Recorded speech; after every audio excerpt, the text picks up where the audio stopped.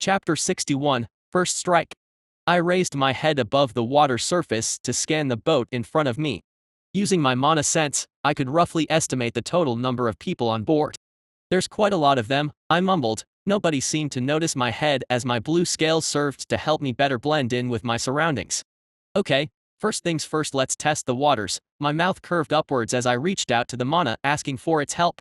It quickly answered my summons as an abnormally large wave, one that easily dwarfed the boat, rose from all sides, isolating the humans inside. I could hear their shocked cries as they hurried about.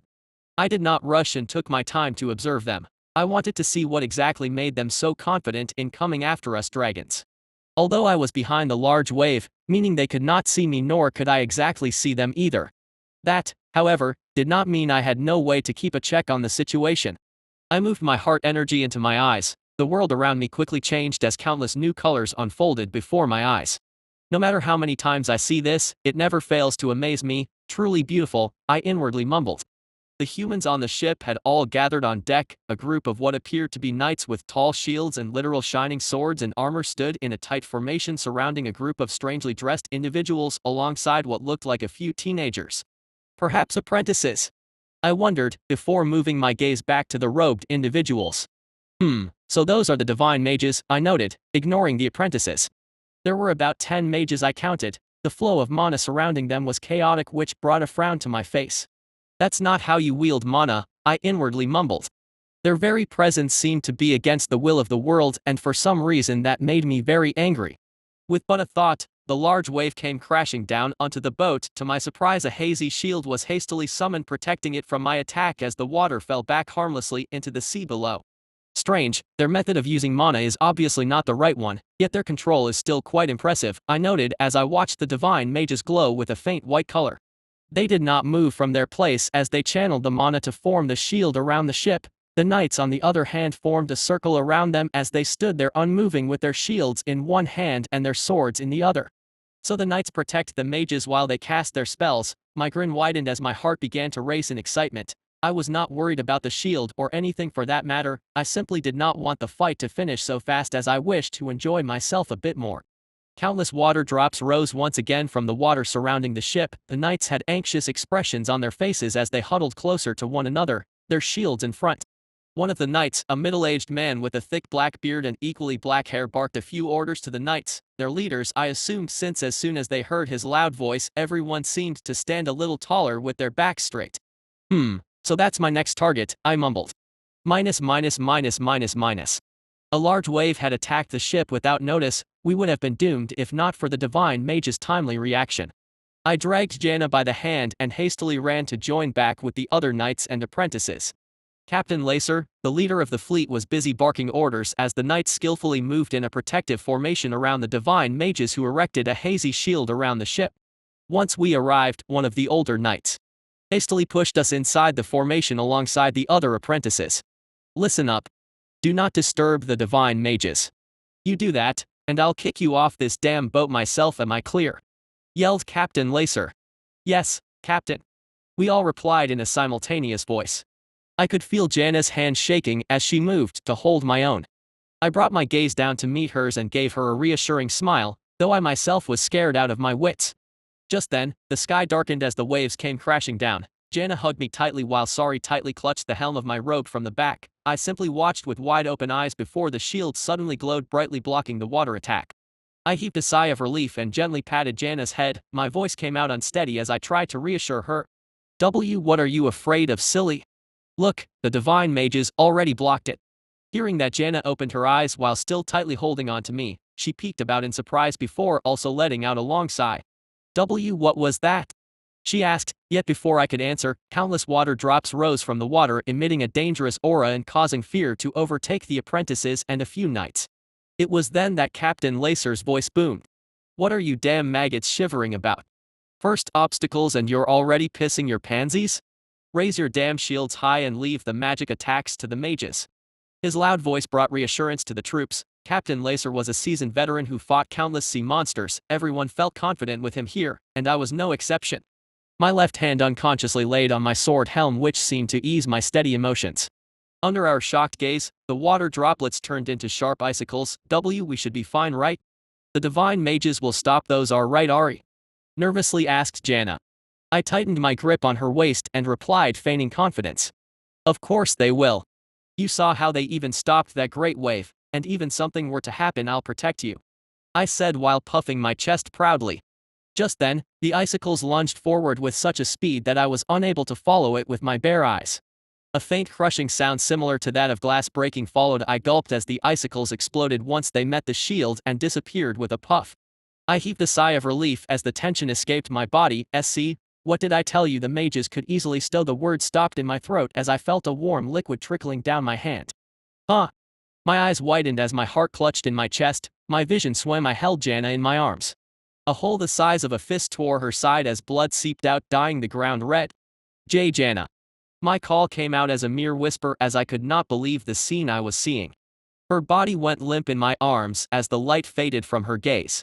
No, no, no. This can't be happening. Jana, please don't. Oh heavens, this can't be happening. No. I tried to deny what I was seeing as I shook her body, begging her to open her eyes, yet nothing. 1 second she was here, the next she was gone. Screams of pain alongside cries of shock and fear broke out on the deck. My eyes moved unconsciously to check my surroundings, only to see that the captain had fallen, his head detached from his body. The divine mages that were supposed to be invincible were lying helplessly on the ground, half of them already dead. Eris, get up. We can't stay here. Sorry, begged me as she grabbed my hand, trying to pull me up, yet I could not move. I felt empty inside, hopeless as I held Jana's still warm body in my arms. Is this hell? Chapter 62, Oath. They were weak, so disappointingly weak that it left a bad taste in my mouth. I honestly was not expecting so many icicles to breach their formation, nor did I expect so many of them to just die so quickly. My primary target had been the black-bearded person who looked like the captain. He, unfortunately for him, died without any resistance whatsoever. Half of the divine mages quickly followed after him. The humans fell into chaos as the scene on deck turned bloody. A frown made its way onto my face. This was no trial, nor was it an actual fight for that matter, it was a massacre. Is it perhaps because they were unprepared? I wondered, trying to make sense of what exactly went wrong for them. I did not use any real spells whatsoever and have honestly thought that my previous attacks were nothing special, yet I was proved otherwise. Looking at the dead bodies littered on the deck, the screaming knights, and bloodied floor, my mind was surprisingly clear. I did not feel an ounce of remorse, which in itself scared me, as a part of my mind was desperately trying to convince me that what I was seeing was wrong, that what I did was wrong. Yet no matter how hard I tried, I simply could care less about them. Before coming here, I had thought that as a previous human my attachment to them might prevent me from doing anything extreme, but it seems like I was completely wrong. There was no attachment nor anything for that matter. In my eyes, the humans were no different than a bunch of ants running about. I really am no longer human. It was at this time that it truly hit close to home.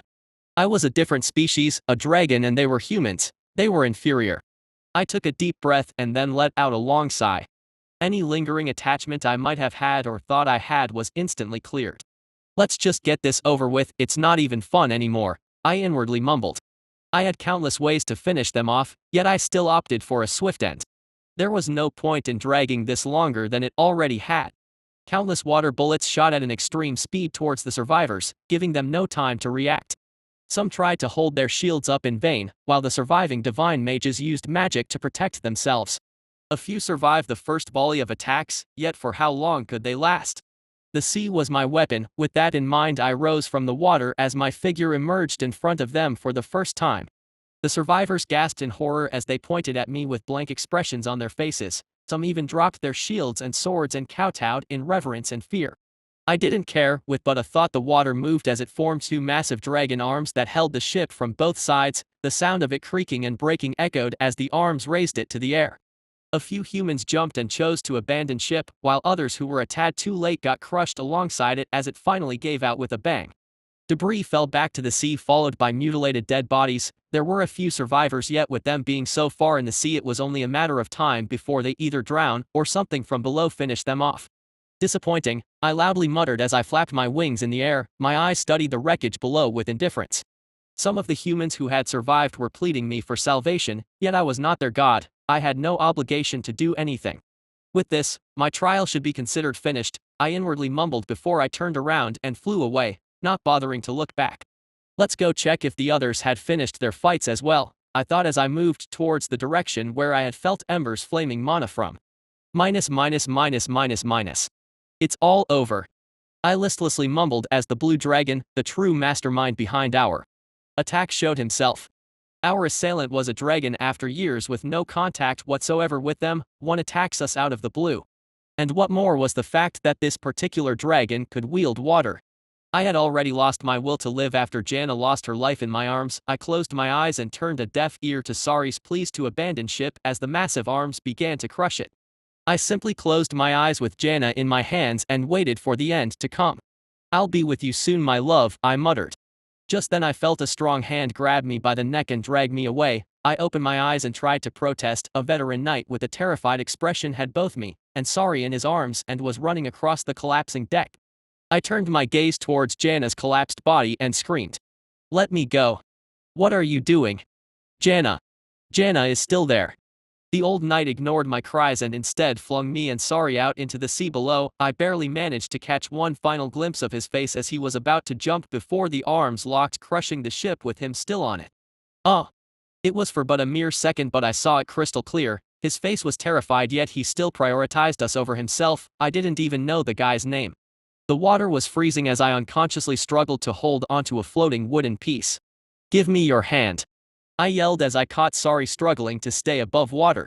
I barely managed to bring her to me before an extremely cold, overbearing voice reverberated in my ears. Disappointing, the voice said. My gaze moved towards the blue dragon in the sky with a blank expression on my face. Disappointing. Us. He killed Jana, he killed the captain, he killed everyone, and then all he could say is disappointing. Anger erupted from the pits of my stomach as I stared daggers at the blue dragon, trying to memorize every little detail about him. I'll kill you. I'll fucking kill you. I swear to the heavens I'll fucking kill you. I screamed in rage, while Sari sobbed next to me. The dragon did not seem to hear my cries nor care as it turned around and flew away. I'll fucking kill you, blue dragon. Chapter 63, Conclusion. I was immensely disappointed as I flew away from the wreckage. The sounds of rage-filled screams reached my ears, yet I simply chose to ignore them. My task was already done. There was no point in me remaining there any longer. I followed the stream of mana which helped me scan my surroundings. Ember was the closest to me, and I was able to easily sense his raging mana. I rose higher in the air and hid behind the clouds as I approached the battlefield. Straight ahead, the sky was dyed crimson red as Ember rained hell on a large ship below. He stood in the air while releasing a dragon breath using only his mana and not his heart energy. The ship was a bit larger than the one I had attacked and also had a shield to protect it. Ember's mana breath wasn't doing much damage to it. Seeing that he let out an enraged roar as I felt his surroundings change, he was reaching out to his heart energy. An actual dragon breath against them? Isn't that a bit of an overkill? I inwardly wondered, yet to my surprise before Ember could launch his attack, the divine mages below must have felt that something was wrong since they hastily dropped the shield. I could see 3 muscular knights come out of their formation and hurl large spears towards Ember. At first, I thought that doing that was a stupid idea, yet to my immediate surprise, the spears rushed in the air like bullets with such speed that it was almost impossible to follow. What the minus? Ember, who was at the receiving end of the attack, hastily swerved sideways avoiding 2 of the said spears, yet one managed to hit him on his side. A pained groan escaped his mouth as a scale broke off from the impact, causing both it and the spear to fall into the water below. Oh no, calm down, you idiot. I inwardly cursed. The humans on that ship seemed to have better coordination and leadership than the one I attacked. As soon as they were done with the attacks, the divine mages rapidly re-erected the shield. Blinded by the rage that the puny humans had injured him, even though it was nothing but an insignificant one, Ember nose-dived towards the ship as he used the fire mana to coat his claws in flames. His eyes glowed red as he crashed against the shield. Bang! The shockwave of the clash caused the water to surge. I squinted my eyes as I spotted a crack appearing on the glowing shield. Ember rose high in the air and then nose-dived once again, using his body to attack them. By the 4th strike, the shield was full of tears and seemed to be on the verge of breaking. I could see the humans start panicking when faced with Ember's onslaught. They were better organized than the ones I fought, yet still completely weak. I shook my head in disappointment once again. Another fight was soon to be over. With one final strike, the shield exploded into countless glowing pieces, similar to a mirror breaking. A terrifying grin made its way onto Ember's face as he landed on the deck. The divine mages quickly retreated behind the knights who stood in formation. I could sense their fear and terror as Ember let out a bloodthirsty roar, his aura soaring to the sky. He didn't use his magic nor did he use his dragon breath. It was clear to me that he wanted to fight using his body. Reminds me of certain someone, I chuckled as I recalled a certain muscular golden figure. With a unanimous loud battle cry, the knights advanced side by side. The ones with shields on took the front rows while those without stood right behind them. The mana around the divine mages fluctuated as they summoned various glowing orbs of magic. The elements they used were vaguely similar to the ones we did, yet the difference in the output was on a completely different level. The orbs were sent flying towards Ember and harmlessly bounced off his scales. He completely ignored them and instead turned his attention to the three large knights who stood at the front of the battalion. They were the ones that threw the spears. With a courageous cry, they unsheathed their swords and launched themselves simultaneously towards Ember, one from the front and the others from the sides. They had no large shields on, only their glowing swords, which for some reason made me feel uncomfortable. Faced with their charge, Ember gracefully spun around and attacked with his large tail. One of the unlucky knights instantly got his armor caved inside as he was sent flying off the ship. "That's one down," I mumbled, very much entertained. The other two knights managed to barely avoid the strike, yet the battalion that was standing not too far behind them was not so lucky. Men and women flew off the ship as the sheer force of Ember's strike decapitated a few unlucky souls, instantly crushing the small army's fighting spirit. Just then, a glowing step appeared in front of one of the surviving knight leaders. He promptly rushed forward, stepping on it as another quickly appeared. The knight leader looked heroic as it seemed like he was running on air. A quick glance to the back rows where the divine mages were was enough for me to understand what was happening. Ember was caught off guard at the knight's speed. He had made a mad dash towards his face, tried to stab his eye. Although surprised, the fiery red dragon still managed to dodge the sword slash, leaving the knight vulnerable in mid-air, which earned him a fireball to the face, sending him hurling back to the back rows and crashing against a few divine mages. "That's two down," I mumbled as I turned my attention to the third knight leader, who had used this time to rush under Ember's stomach and actually managed to land a sword strike. To my surprise, the glowing sword was able to cut into the scales and draw blood, yet the strike was too shallow and it only managed to further enrage Embed, who quickly grabbed the knight in his clawed arm. Under all the humans' shocked gazes, Ember threw the knight into his mouth. The sound of his bones crushing brought some of the survivors to their knees, others had already jumped ship. "It's over," I noted. What followed was a massacre as Ember took his time finishing off the humans that had remained on deck. He tore limbs, burned bodies, and crushed bones. All the while his wide grin never quite leaving his face. "Well, that's that. What about the others?" Leaving Ember to his fun, I turned away and followed the mana stream, which soon led me to another wreckage with dead bodies floating in the sea. The water dragoness was leisurely swimming around while playing with the corpses. "It seems like she already completed her task as well," I inwardly mumbled before leaving towards Linus. The scene that greeted me once I reached the pink dragoness caused me to pause in surprise. The ship was intact. Linus was floating in the air overlooking the humans below, who all had glowing pink eyes and were fighting amongst each other. Spells flew, and swords clashed as men fell by the dozen, all the while she simply stood there watching it all happen. I spotted a few people amongst the chaos who seemed to hold onto their sanity and were desperately trying to bring their friends and comrades back to their senses, to no avail. It was only a matter of time before they got overwhelmed.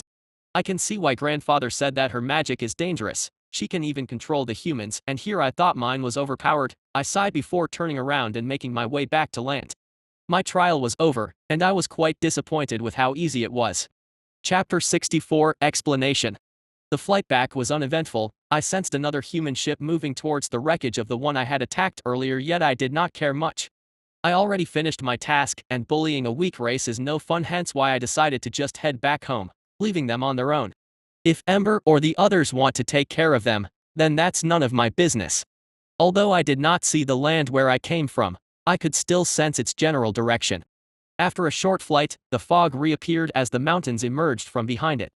I managed to spot the giant cliff where I had jumped from and made my way there. Grandfather and the rest of the adults were already waiting for me. As soon as I landed, the other adults gave me nods of improvement as my grandfather stepped forward towards me. "Well done, Ether," he commanded me as I could feel his mana dancing around my body, filling me with strength. I stood with my back straight and my head held high as I replied, "I have completed my trial, grandfather," I said, to which he nodded. Good, it's time for us to go back home. Saying that, grandfather turned to glance at the other adults. I could feel the mana fluctuate around them as they silently communicated with each other before his mana brought me to his back.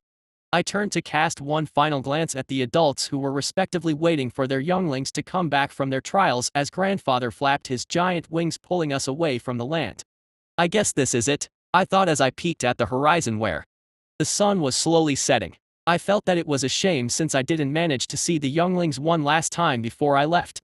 The flight back home was silent. Grandfather didn't say and neither did I. It was not long ago that I left home to start the trials, but here I am, already on my way back. I know I should have been excited, and I should have been looking forward to going back now that everything was over, yet I couldn't help but feel a little bit disappointed.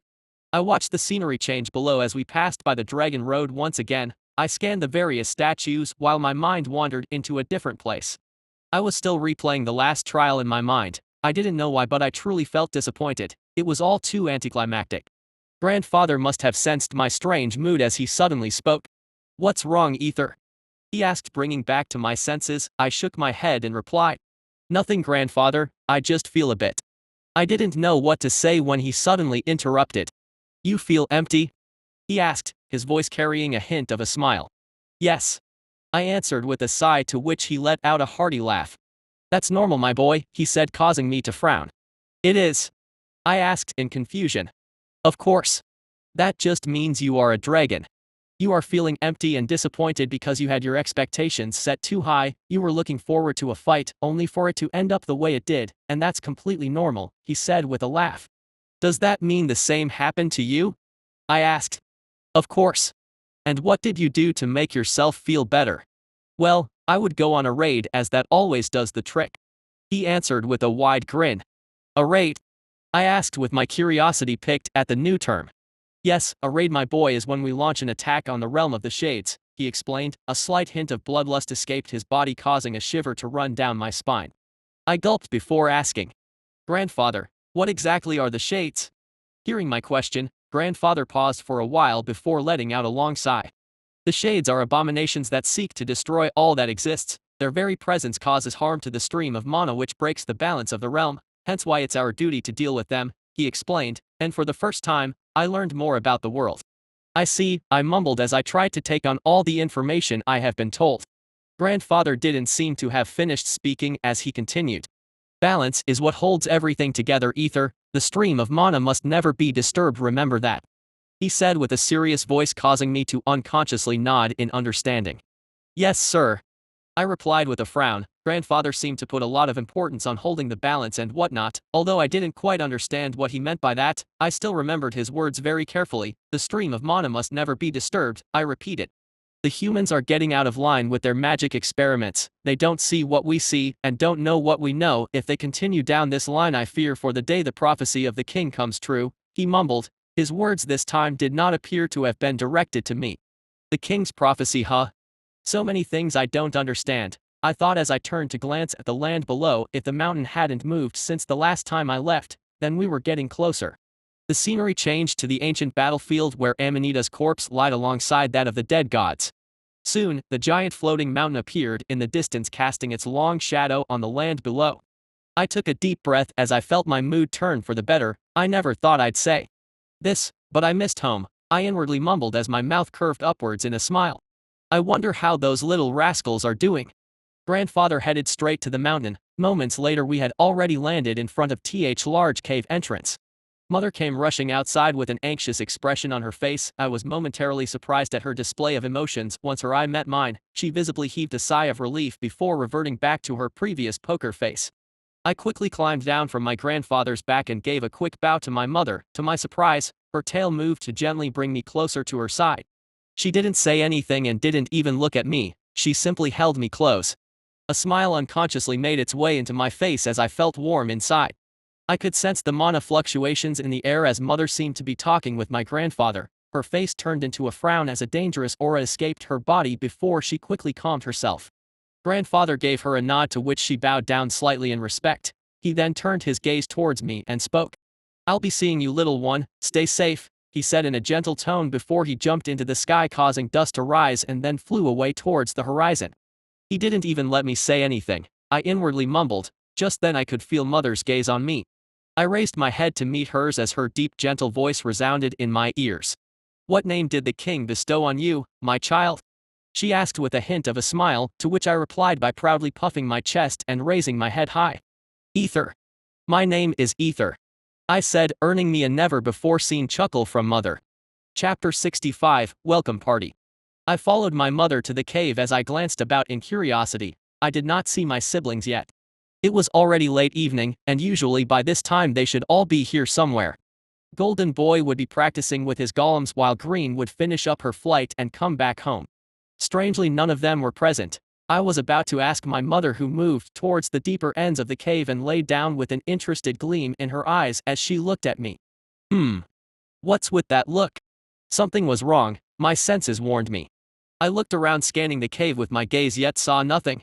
What's with this ominous feeling? I wondered as I brought my guard up. Is it another test? I was already sick and tired of getting jumped at every possibility, hence this time I was going to be ready. Just as I reached out to the water mana in my surroundings, my danger senses tingled as I jumped back a few steps, barely avoiding an earth spike that shot out from the ground. Golden Boy. Before I could spot where he attacked me from, another spell came rushing towards me at an unprecedented speed from a particularly dark corner. The spell was like a cloak of darkness that surrounded me from all sides, trapping me within it. The scenery changed around me as I was now inside a world of darkness. Mother was nowhere to be seen, everything around me was obsidian black. I felt a sense of danger coming from above and hastily summoned my water shield as a wind blade collided with it. I could not pinpoint the exact location of the attack with the darkness spell. Just as I was about to retaliate, a bright white orb rushed towards me with a speed impossible to dodge. Thankfully, my reaction time was quite fast as I sent a spinning water orb powered by my mana to meet the attack head-on. Both attacks seemed to nullify each other with a loud bang, as the realm once again reverted to its dark state. I frowned with my senses alert. It appeared like my cute little siblings have prepared a welcome party for me. They even got Green in on it, I thought with a grin. That wind blade was definitely hers, and it was quite the strong one too. I quickly tried to analyze the situation, thinking of a way to end it. The sneak attack was Golden Boy. I'm surprised he restrained himself and didn't rush head-on. I didn't even feel his attack until the last second. This darkness cloak should be Blackie's doing, so he trapped me here, but the fact that he's not launching any other attacks must mean that just holding me here is taking all he got, which means I got White, Green, and Golden Boy to worry about. Just as I was thinking about that, the sound of something breaking through the air brought me back to my senses as I rapidly summoned a water shield around me to protect me from whatever was coming. Seconds later, a few earth darts were blocked by my shield. It seemed like Golden Boy didn't use mana on them, which gave me a hard time trying to pinpoint where they were coming from. Not giving me any time to rest, White's magic suddenly erupted, illuminating the whole area as if a sun had descended and forcing me to close my eyes in irritation. It was then that Green made her move and launched a torrent of wind blades towards me from all directions, while Golden Boy summoned a few earth spikes where I stood, forcing me back a few steps. Although their attacks were fast and precise, they still lacked the output to bring me down. Just as I was thinking about that, 3 earth golems abruptly appeared, one coming straight at me while the other 2 attacked my sides. I easily dodged their blows. Although Golden Boy's control over them had significantly improved, it was still a bit lacking. I effortlessly weaved through their attacks and evaded Green and White's occasional magic spells. Their coordination is impressive, though they still lack a bit of real combat experience. Not that I got much of it myself, but still, their onslaught continued until they must have finally realized that they won't be able to do much to me like this. The golems stepped back as the darkness cloak disappeared, revealing my dear little siblings, who surrounded me with wary yet excited expressions on their faces. Green was standing on top of White's head, while Golden Boy was close to Blackie, both having an exhilarate expression on their faces. Golden Boy seemed to be barely able to control himself from jumping ahead. His eyes followed my every move with anticipation, while Blackie and White slowly circled me like predators. Green swiftly jumped to the air where she observed the whole battlefield, waiting for her chance to pounce. Would you look at that? I chuckled. The humans did not bring much of a fight and had left me quite disappointed, yet it seems like I'll finally be able to have some fun with my siblings. The first to make a move was Golden Boy with his 3 golems. He swiftly followed right after them. I didn't engage directly and instead choose to evade his blows.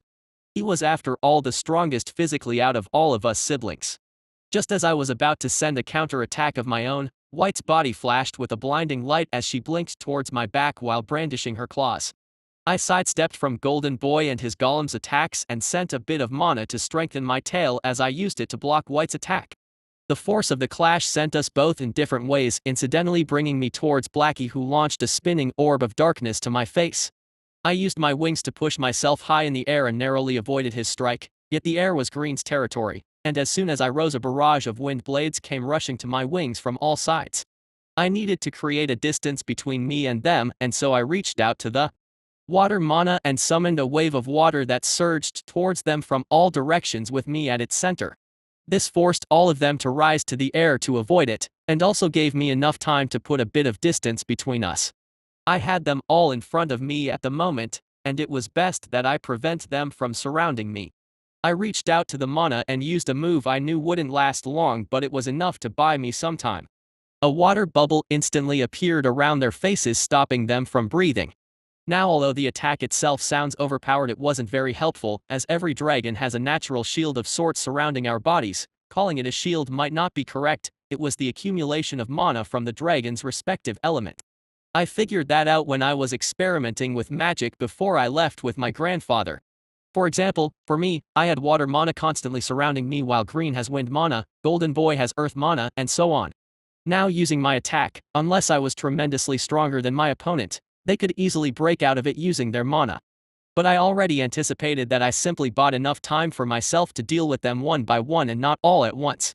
I grinned as I rushed towards the weakest physically out of all of us. Green, I'm sorry little sis, but I have to teach you a lesson. Chapter 66, Winner. By the time I reached her, Green was still panicking and trying to remove the water bubble from around her face. I hastily deactivated the spell, causing her to take a huge gasp of air, yet her body from immediately. I was already behind her. Go to sleep, I gently murmured, and then delivered a swift hit to the back of her neck, after which she went numb, her body falling to the water below. I used my mana to cushion her fall as sent her towards Mother, who was watching the entire ordeal with an amused expression on her face. Not losing my momentum, I lunged on to my next target, Golden Boy. Unfortunately, by the time I had reached him, he had already managed to escape the water bubble, and not only he, White and Blackie was both gasping for air. That was to be expected. However, he was still a bit disoriented as I tucked my wings to my side and spun downwards, bringing my tail down on his head. Golden Boy must have been expecting an attack to come from my claws, hence one with my tail, and at such a strange angle caught him off guard. He hastily raised his claws in the final seconds, trying to block my strike, yet to no avail. My attack landed true as my spiky tail met his muscular head. The sound of cracking reached my ears as an unbelievable pain shot from my tail and through my spine. What the fuck is he made from? I inwardly complained. The crack sound came from my tail. His head was too thick to be broken by an attack of this caliber. Still, my attack stunned him as his dropped down, revealing the back of his neck to me.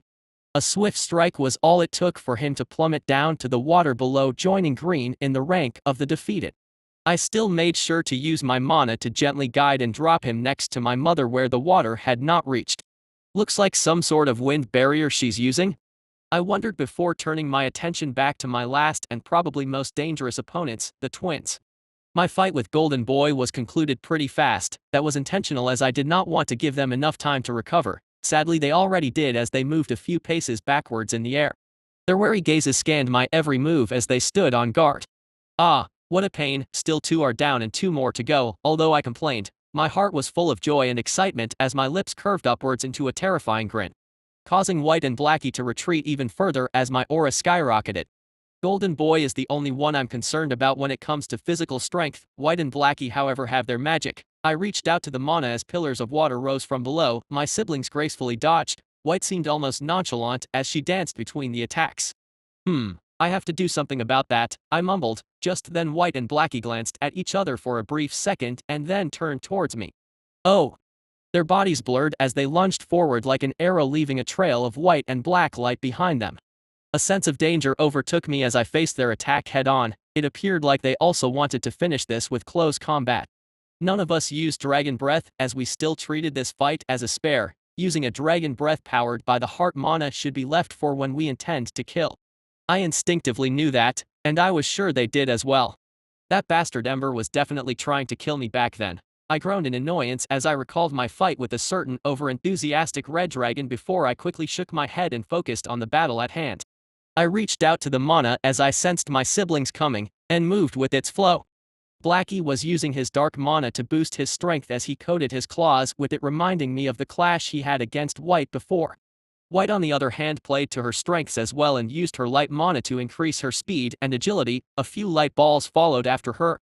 Both of them had dyed the air black and white as they made their way towards me, looking mighty impressive.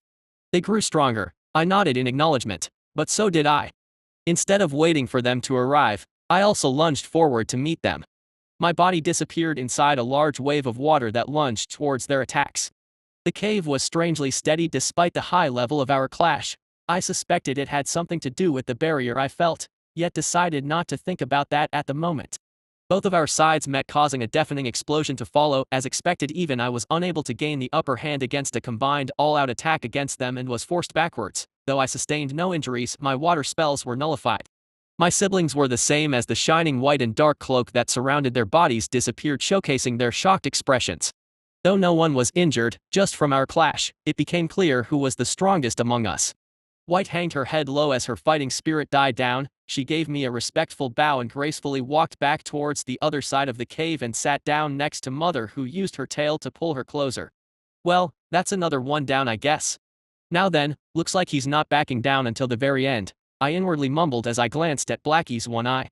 There was no lowing in his gaze, considering it was my fault he was blinded from one side. No, the only thing I could see, the only thing I could sense from him was a strong desire to win. It seems like you made up your mind, so be it. I respect your resolution. Come, let's end this. I spoke for the first time, causing his one eye to widen for a second before he nodded. We stood there observing one another before instantly lunging forward at the same time. The hue blue color of water mana was surrounding me, causing my body to lightly glow. I strengthened my claws, tail and horns, readying myself for close quarter combat. Blackie was the same. He initiated the fight by jumping in the air and sending a slash of black mana from his claws towards me. I sidestepped and summoned a few icicles to surround him from all sides. Just then the familiar black cloak of darkness emerged from his body, acting as a shield which nullified my attacks. Just as he was about to attack me with his claw, I used ice magic again on his body, which slowed down his strike for a moment and sent a counter-attack towards his face. The strike landed true as Blackie was sent tumbling backwards.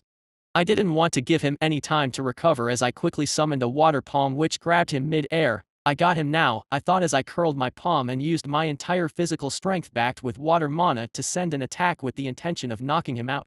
Crack! My palm met his face as Blackie's eyes rolled back. The water hand that held him disappeared, causing his body to fall to the ground. Fuck me, the sneaky bastard. I grinned as I brought my gaze down to my left side. A small see-through hole was now there. The attack had missed all my vitals and I could easily heal it now with my magic, but the fact remains, he managed to land a clean attack on me. My grin widened as I glanced at my reckless little brother. He knew he would get knocked out yet still chose to sacrifice himself for that tiny opening. The second I thought I had him, the very second I was sure of my victory, was when he made his move and attacked my side. I summoned a water bubble around my wound as it visibly began to close, yet instead of completely healing it as I could, I chose to retain a small scar in that place out of respect for him, and as a reminder to never underestimate anyone. Well done, little brother, you did good, I thought with a smile. Chapter 67, The Names. After my friendly spar with my little siblings, it took a while before all of them regained consciousness. Besides White, who chose to gracefully retreat before things got bad, Green was the first one to wake up, and as soon as she did, her eyes glanced about nervously as she avoided my gaze. Green's body fidgeted anxiously as I could sense her worried emotions. I grinned and stepped closer towards her as she lowered her head. I raised my palm, causing her to close her eyes and shrink into a ball, and then patted her head. No need to be so nervous, silly, you did well, I said, causing her downcast expression to disappear and her eyes lit up. Green's tail waged about excitedly as I praised her. She then swiftly hopped on my back and quickly settled on top of my head, between my horns. Cute, I didn't mind and left her there as I turned to glance at White.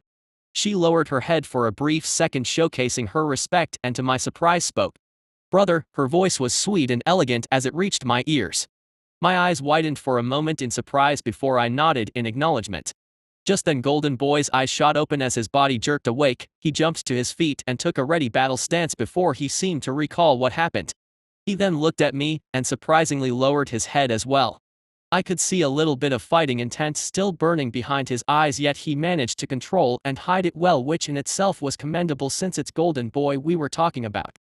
Brother, he suddenly spoke as well. His voice came off as a deep grunt akin to that of an adult dragon, a big contrast to his still immature body. I nodded back in acknowledgement as well. My attention was caught by a groan of pain as Blackie finally steered awake. His gaze was glossy for a moment as he stared at the ceiling above in confusion before his eye regained its clarity. A bitter expression took over his face as he turned to face me. His one eye unconsciously moved to glance at my left side where he had attacked me, only for him to pause in shock. He must have been caught off guard by the small scar that remained there. Blackie's eye moved from the scar and then to my face and again back to the scar. His mood seemed to elevate as a wide grin took over his face. He was unable to control himself as his emotions escaped him. He was happy. Blackie lowered his head and spoke in a tone full of respect. "Brother," he said excitedly. I nodded back in acknowledgement and replied, "You did well, little brother." Hearing me say that, his body froze for a second before he bowed even deeper for a second and then stood back up with a face full of pride. Our mother, who was watching the entire ordeal silently from the side, made her move at the moment and spoke. "Tell your siblings your name," she said, to which I pushed my chest out and straightened my back before replying. "My name is Ether, bestowed to me by the Dragon King," I proudly declared, earning me a few envious gazes from my siblings as their eyes sparkled in awe. Mother nodded and then turned to my siblings before continuing. "You have all passed your tests, although not eligible to be named by the king himself. You will let your mana choose your name for you," she said. "Oh, that's interesting. So they will also get their names." I'm almost reluctant to stop calling them by their nicknames though. I inwardly chuckled at that thought. "Reach out to your respective element, listen to the stream of mana and let it reveal to you your name," said Mother, which honestly confused me to no end. Reach out to the stream mana. Let it reveal your name. Although I was confused, my siblings seemed to know what they had to do. They all closed their eyes in concentration as they reached out to their respective elements. I could feel the waves of mana surrounding them. It was a different feeling than what I was usually used to. It felt more conscious, like I was in the presence of an actual being. The first to start glowing was White. Her red eyes suddenly shot open as she glanced at Mother and then back at me before she opened her mouth and revealed her name. "My name is Imi," she announced. Just then Blackie's body was abruptly shrouded in a dark mist that appeared and quickly disappeared as fast as it came. His eye fluttered open with a dangerous glint passing through it as he spoke. "My name is Sidus," he said as he turned to look at me, almost as if telling me to not forget. I simply smiled and nodded. Golden Boy was next. Once his eyes opened, he glanced around in confusion as if he did not recognize the place he was in for a few seconds before he finally seemed to come back to his senses. His gaze was somewhat downcast as he declared in a deep voice, "My name is Enos." Mother nodded as all eyes turned towards our youngest sibling, who still had her eyes closed. I could vaguely sense a sentient presence surrounding her as her body glowed in a gentle green color. Her eyes then shot open as they seemed to sparkle before she spoke for the first time. Her sweet voice was like a caress of a rose petal. "My name is Essie," she proudly declared while puffing her little chest and raising her head high. I couldn't help the wide smile that formed on my face as I looked at her. I could sense that my mother was quite pleased, as well as she gave one of her rare smiles as well. She looked at every one of us, starting with White, as she spoke. "Imi, Sidus, Enos, little Essie." Her gaze fell on me last as she continued. "And Ether, my name is Ivor," she said with a gentle smile. I rolled the names in my tongue for a while, committing them to memory. Although I liked the nicknames, I had to admit their names all sounded very impressive. Chapter 68, Life on the Mountain, 2. It's been close to a month or so since I came back from my naming ceremony and had my friendly spar with my siblings. In the weeks, life continued normally on the floating mountain. The only thing noteworthy was that my father never showed up ever since I went back. This meant that the duty of bringing food was now divided between us siblings. We took turns each day bringing a game that was divided amongst all of us. Mother was the only one that didn't partake. She didn't eat nor did she hunt. Instead, she spent her days lazing around in the cave while occasionally basking under the sun. I, on the other hand, did not spend the past month ideally. I had learned a lot from my mother. Every day I would ask her a bunch of questions, to which, if she was in the mood, would answer. If not, she would simply ignore me and continue her nap. The main thing that I was able to clear out and somewhat understand was the conflict between us dragons and the gods. To my surprise, according to my mother, dragons were considered as divine, if not more than the deities of this world. We were the direct descendants of the Dragon King, which in turn meant that we dragons consider ourselves to be superior to all the other races. In our eyes, the gods were no different than another low race.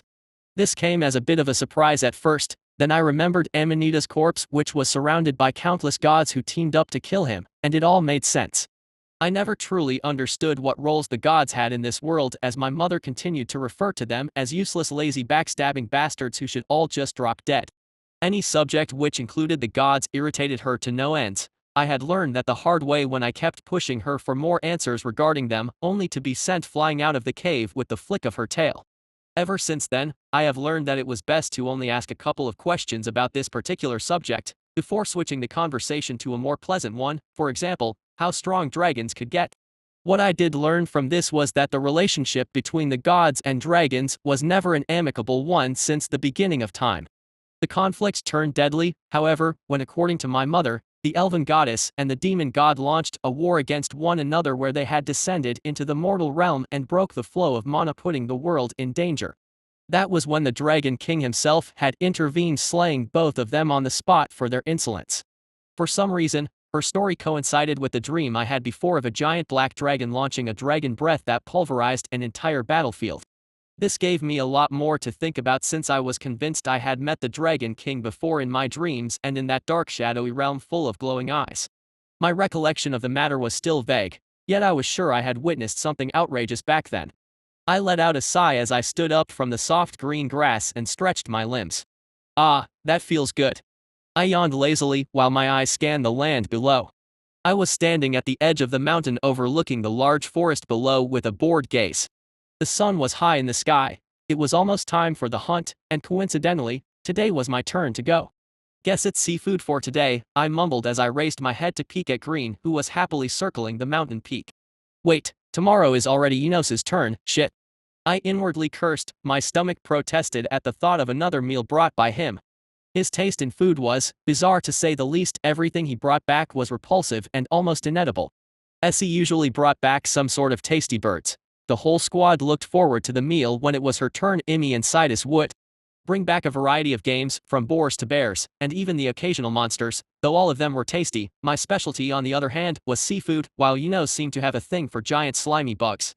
A shiver ran down my spine just recalling his past hunt. I shook my head, ridding myself of that image before I quickly jumped off the edge. The familiar feeling of weightlessness overtook me as I felt the air howl in my ears. I closed my eyes for a second, simply enjoying the feeling before I opened my wings and launched myself in the direction of the large lake. Mother did not move the mountain much after Father left. We simply remained in the air a few kilometers north of the large lake, hence why the trip was short, since I was already quite familiar with the terrain. What should I bring back this time? Can't go wrong with the shark, but still, I brought that back last time. Weird how it didn't help them grow taller though. My mind was full of useless thoughts as I arrived at the lake. I circled it a couple of times, making sure there were no monsters at the shore or in the area surrounding it. I learned the hard way that it's best to clear the area first before I go out for a hunt. I had been previously attacked by a group of flying monsters who tried to steal my prize. They didn't pose any real threat to me, especially considering the location near the water, though it was very annoying due to their large numbers.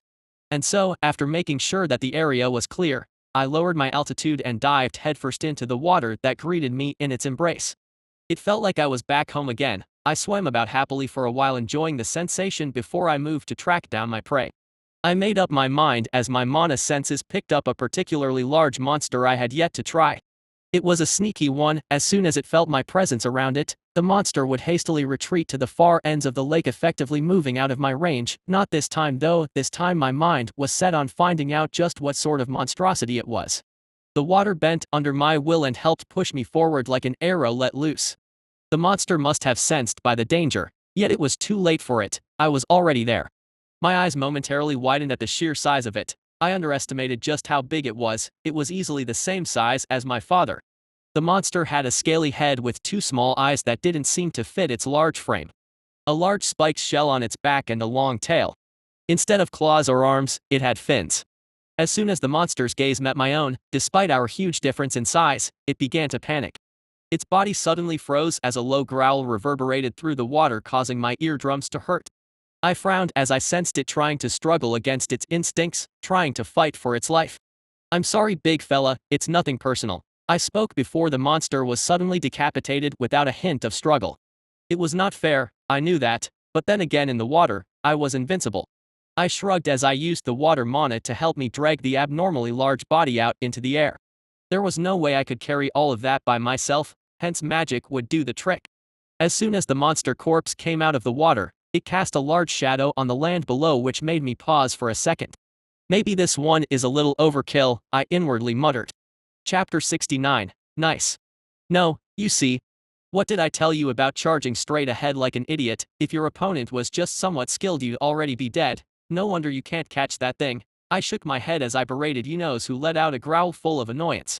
We were having a friendly spar, which to no one's surprise he initiated. The reason for it this time was surprising, however. Yunos had apparently stumbled upon a short flying humanoid creature deep inside the forest. From his description, the first image that came to my mind was that of a fairy. He claims that this fairy likes to interrupt and play pranks on him whenever he is training in the forest.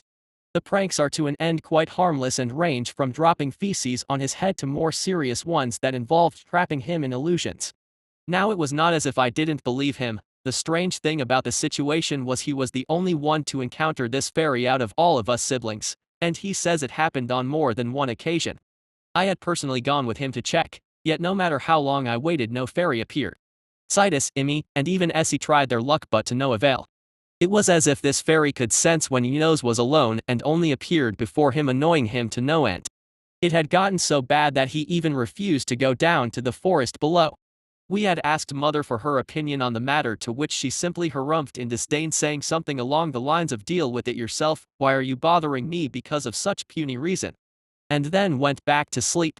Today, Yunos had finally approached me for a spar, and I happily obliged, hoping it would improve his mood. Yet instead of his usual energetic self, which would have jumped into the fight straight ahead, Yunos first asked me for help on how to catch this damned fairy, then jumped head on. And so our training began. According to him, he had tried everything from simple spells to using his golems, yet nothing seemed to work. From my understanding, it appeared like this fairy used some peculiar magic that dabbled mainly in illusions. Now, I was no expert when it came to such a thing, and neither was any of us. But there was one thing Yunos was sure about, and that was the presence of mana, which meant the illusions were a product of magical energy, a spell of sorts, and if there was one thing all spells had in common, that would be a trace. No matter if it's me, mother, father, or even grandfather, when one utilizes mana, the small disturbance is caused in the targeted space. The key to dodging said attacks is to be constantly aware of your surroundings and the stream of mana. Any slight change can be used as an indicator. That was the method I mostly used to avoid magical attacks aimed at me. I had thought that all dragons had a very keen sense when it came to sensing mana, but I was wrong. It appeared like I had a particularly high talent for it. Hence the training today was to try and get Yunos used to sense mana and dodge magical attacks aimed at him. He was not allowed to brute force himself out of the situation, but rather dodge. His body was ridiculously strong, so he mostly did not need to evade any blows and instead chose to take whatever came head on. But in this situation, that solution was not plausible. It was already proven impossible to leave said illusion by randomly ramming your body against it. He had tried to do so, apparently only to later find out he had cleared out a large area in the forest from its trees. Perhaps there was a way of breaking an illusion like that, but my bet would lie with the presence of a weak point. And since all illusions he encountered lasted for a specific time, it was safe to assume that the fairy had her limit as well and couldn't keep it up for too long. My plan was simple: help Yunos sense the mana and hopefully avoid the illusion attack before it traps him inside, but in the case that it does land, his only hope would be to try and scan it for a weak point and then attempt to break out of it using that part. A water ball shot towards Yunos from above him at high speed. He did not sense anything until it was already upon him, where his eyes suddenly widened as his senses screamed danger. He then promptly tried to evade it, though his movement was choppy, which caused him to become drenched. He let out an annoyed growl as he turned to stare daggers at me. Our training was simple. We were standing at the foot of the mountain. A distance of about 300 meters or so was between us. He had to cross that distance and reach me without letting a single attack hit him. If it does, then that means he has to go back from the starting line and try again. Needless to say, after countless failed attempts, Yunos's patience was on the verge of breaking. He looked ready to lunge at me, forgetting the game. I shook my head with a sigh. "You are still not trying to sense the mana, Yunos. Stop relying on your instincts too much, you idiot, and reach out to the mana instead," I explained. Essie was watching the entire ordeal with an amused expression on her face as she circled us from the air. Emmy was lazing around the entrance of the cave and did not join us but instead chose to stay behind with Mother, while Sidus was watching the training with a frown. Yosis had a frown on his face as his eyes constantly scanned his surroundings. A water ball appeared and he managed to see it coming, successfully dodging it. Just as his face turned into a smug grin, another one hit him from the back, causing him to let out an enraged roar. He had enough and promptly lunged towards me, not caring about the test anymore. A tired sigh escaped my mouth as I readied myself to block the muscle brain. It was then that Sidus surprisingly made a move. The dark realm that he had used to entrap me in before suddenly appeared, trapping Enos inside. "Oh," I exclaimed in surprise as Enos, who was charging at me head-on, came to an abrupt pause. His head frantically turned in all directions as he tried to find a way to escape. "So this is how it looks like from the outside," I inwardly mumbled. In my eyes, Enos was simply turning around in his place in confusion. I could see him clearly as if there was no dark realm whatsoever, yet to him he was still indeed trapped within, unable to see anything.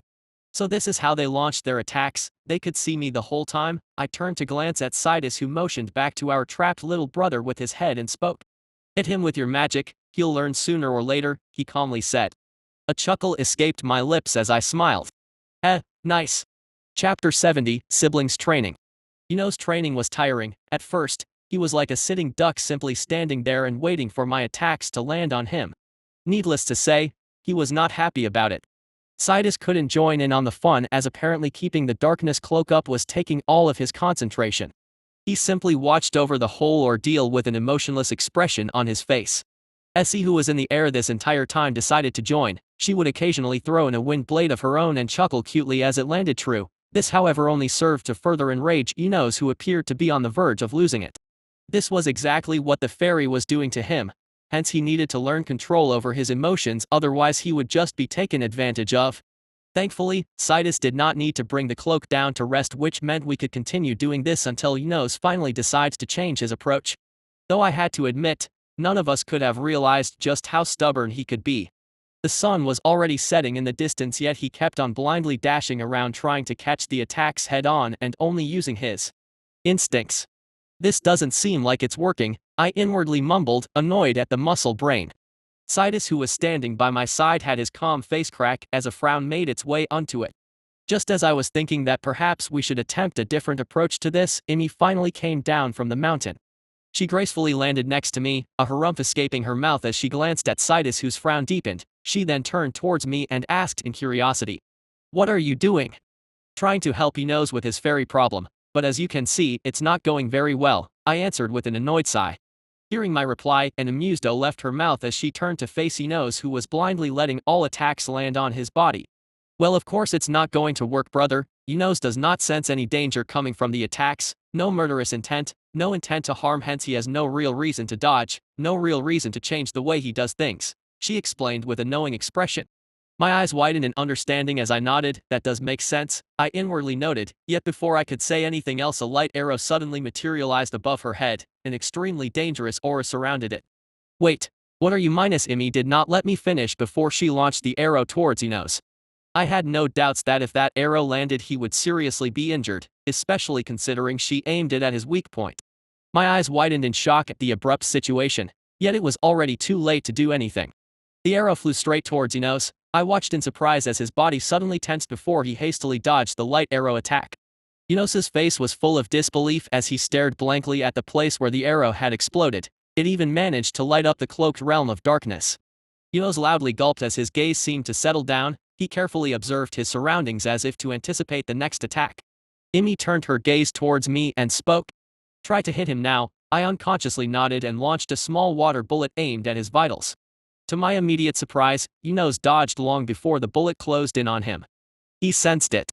I laughed in delight as I turned my attention back to Emmy, who had a proud expression on her face. "You're really smart, Emmy. Thank you for your help," I said as I used my palm to gently pat her head. She snuggled closer to me and licked the side of my face before gazing back at Sidus with a smug expression causing him to grit his teeth in annoyance. She then lay down on the ground, a yawn escaping her mouth, and spoke.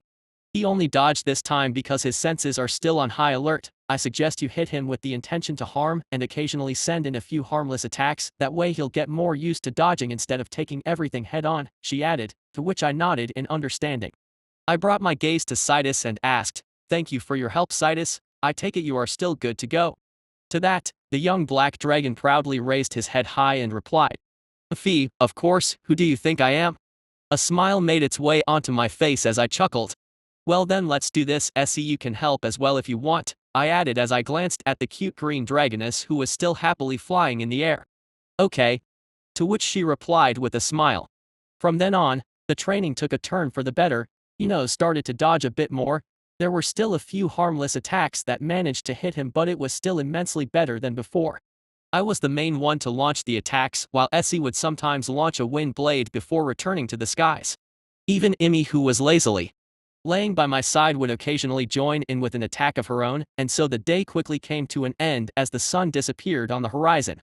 Although the day was over, our training was not. This was the first time that I truly realized the full extent of a dragon's stamina. I had been launching countless attacks all day long and was still alright. Sidus was a bit worse of as he had to keep his concentration, yet he still seemed alright overall.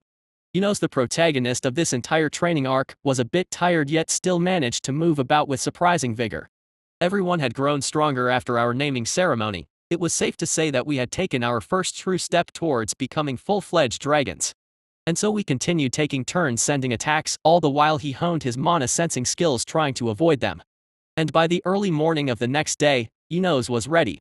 He could accurately anticipate and dodge almost all the attacks sent his way regardless of the intention behind them. One would argue that his talent was monstrous for someone who was still charging head-on to meet the attacks just yesterday. The change was truly great.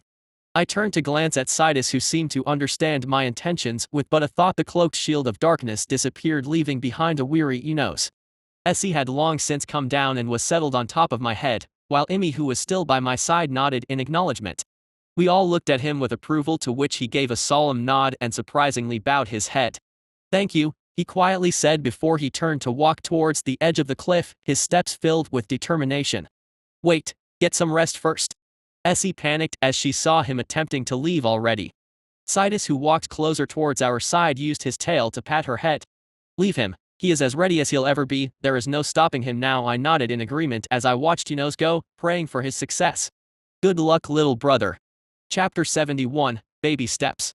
It had been about 2 days since Yunos had left in search of the fairy that plagued him. I did not move away from my initial spot at the edge of the mountain overlooking the great forest below. I had to admit, I was worried. Was he going to make it? Was going to fail? I truly wanted to help, yet this was his fight, and I had no right to intervene. Sidus and Immy had long since left for somewhere else, while little Essie was the only one that stayed behind with me waiting. She happily played in the air, as I could see the wind mana merrily surround her, almost as if it were her old friend. It tickled her scales and playfully lifted her in the air. I guess I can see why she seldom spends any time on land, I inwardly noted. I was the same way when in water. Everything just feels right, as if I was always meant to be there. I didn't spend a lot of time in the giant lake the past few days, but I had a reason for that. First of all, whenever I go there, I never want to leave. Were it not for my mother's disagreement, then I would have already settled in the deep side of the lake. Though according to my mother, I cannot leave home until I pass my rite of passage, which gives rise to another problem. Soul space, I muttered out loud as I recalled the first time I came in contact with one back when I visited Amanita, and then the second time was when faced with my grandfather's attack. Why this was a problem was due to the fact that I was not considered eligible to apply for my rite of passage until I mastered control over my soul space. Now I wouldn't have particularly minded this rule had I been taught how to summon my soul space, or at least given some sort of guidance. Instead, Mother simply told me that I had to figure it out by myself, and that if I didn't could only mean I was still lacking and could not go for my rite of passage just yet. As I sat there overlooking the great forest below, my mind wandered back to how my grandfather activated his soul space. I found myself trying to think of ways to replicate what he did and hopefully be able to use my own in the process. Mana seemed to gather around him like a whirlwind, and then a sea of flames extended outwards and encompassed me within. Before I knew it, I was already inside his soul space. I carefully tried to recall every detail, but to no avail. That's different though, is it not?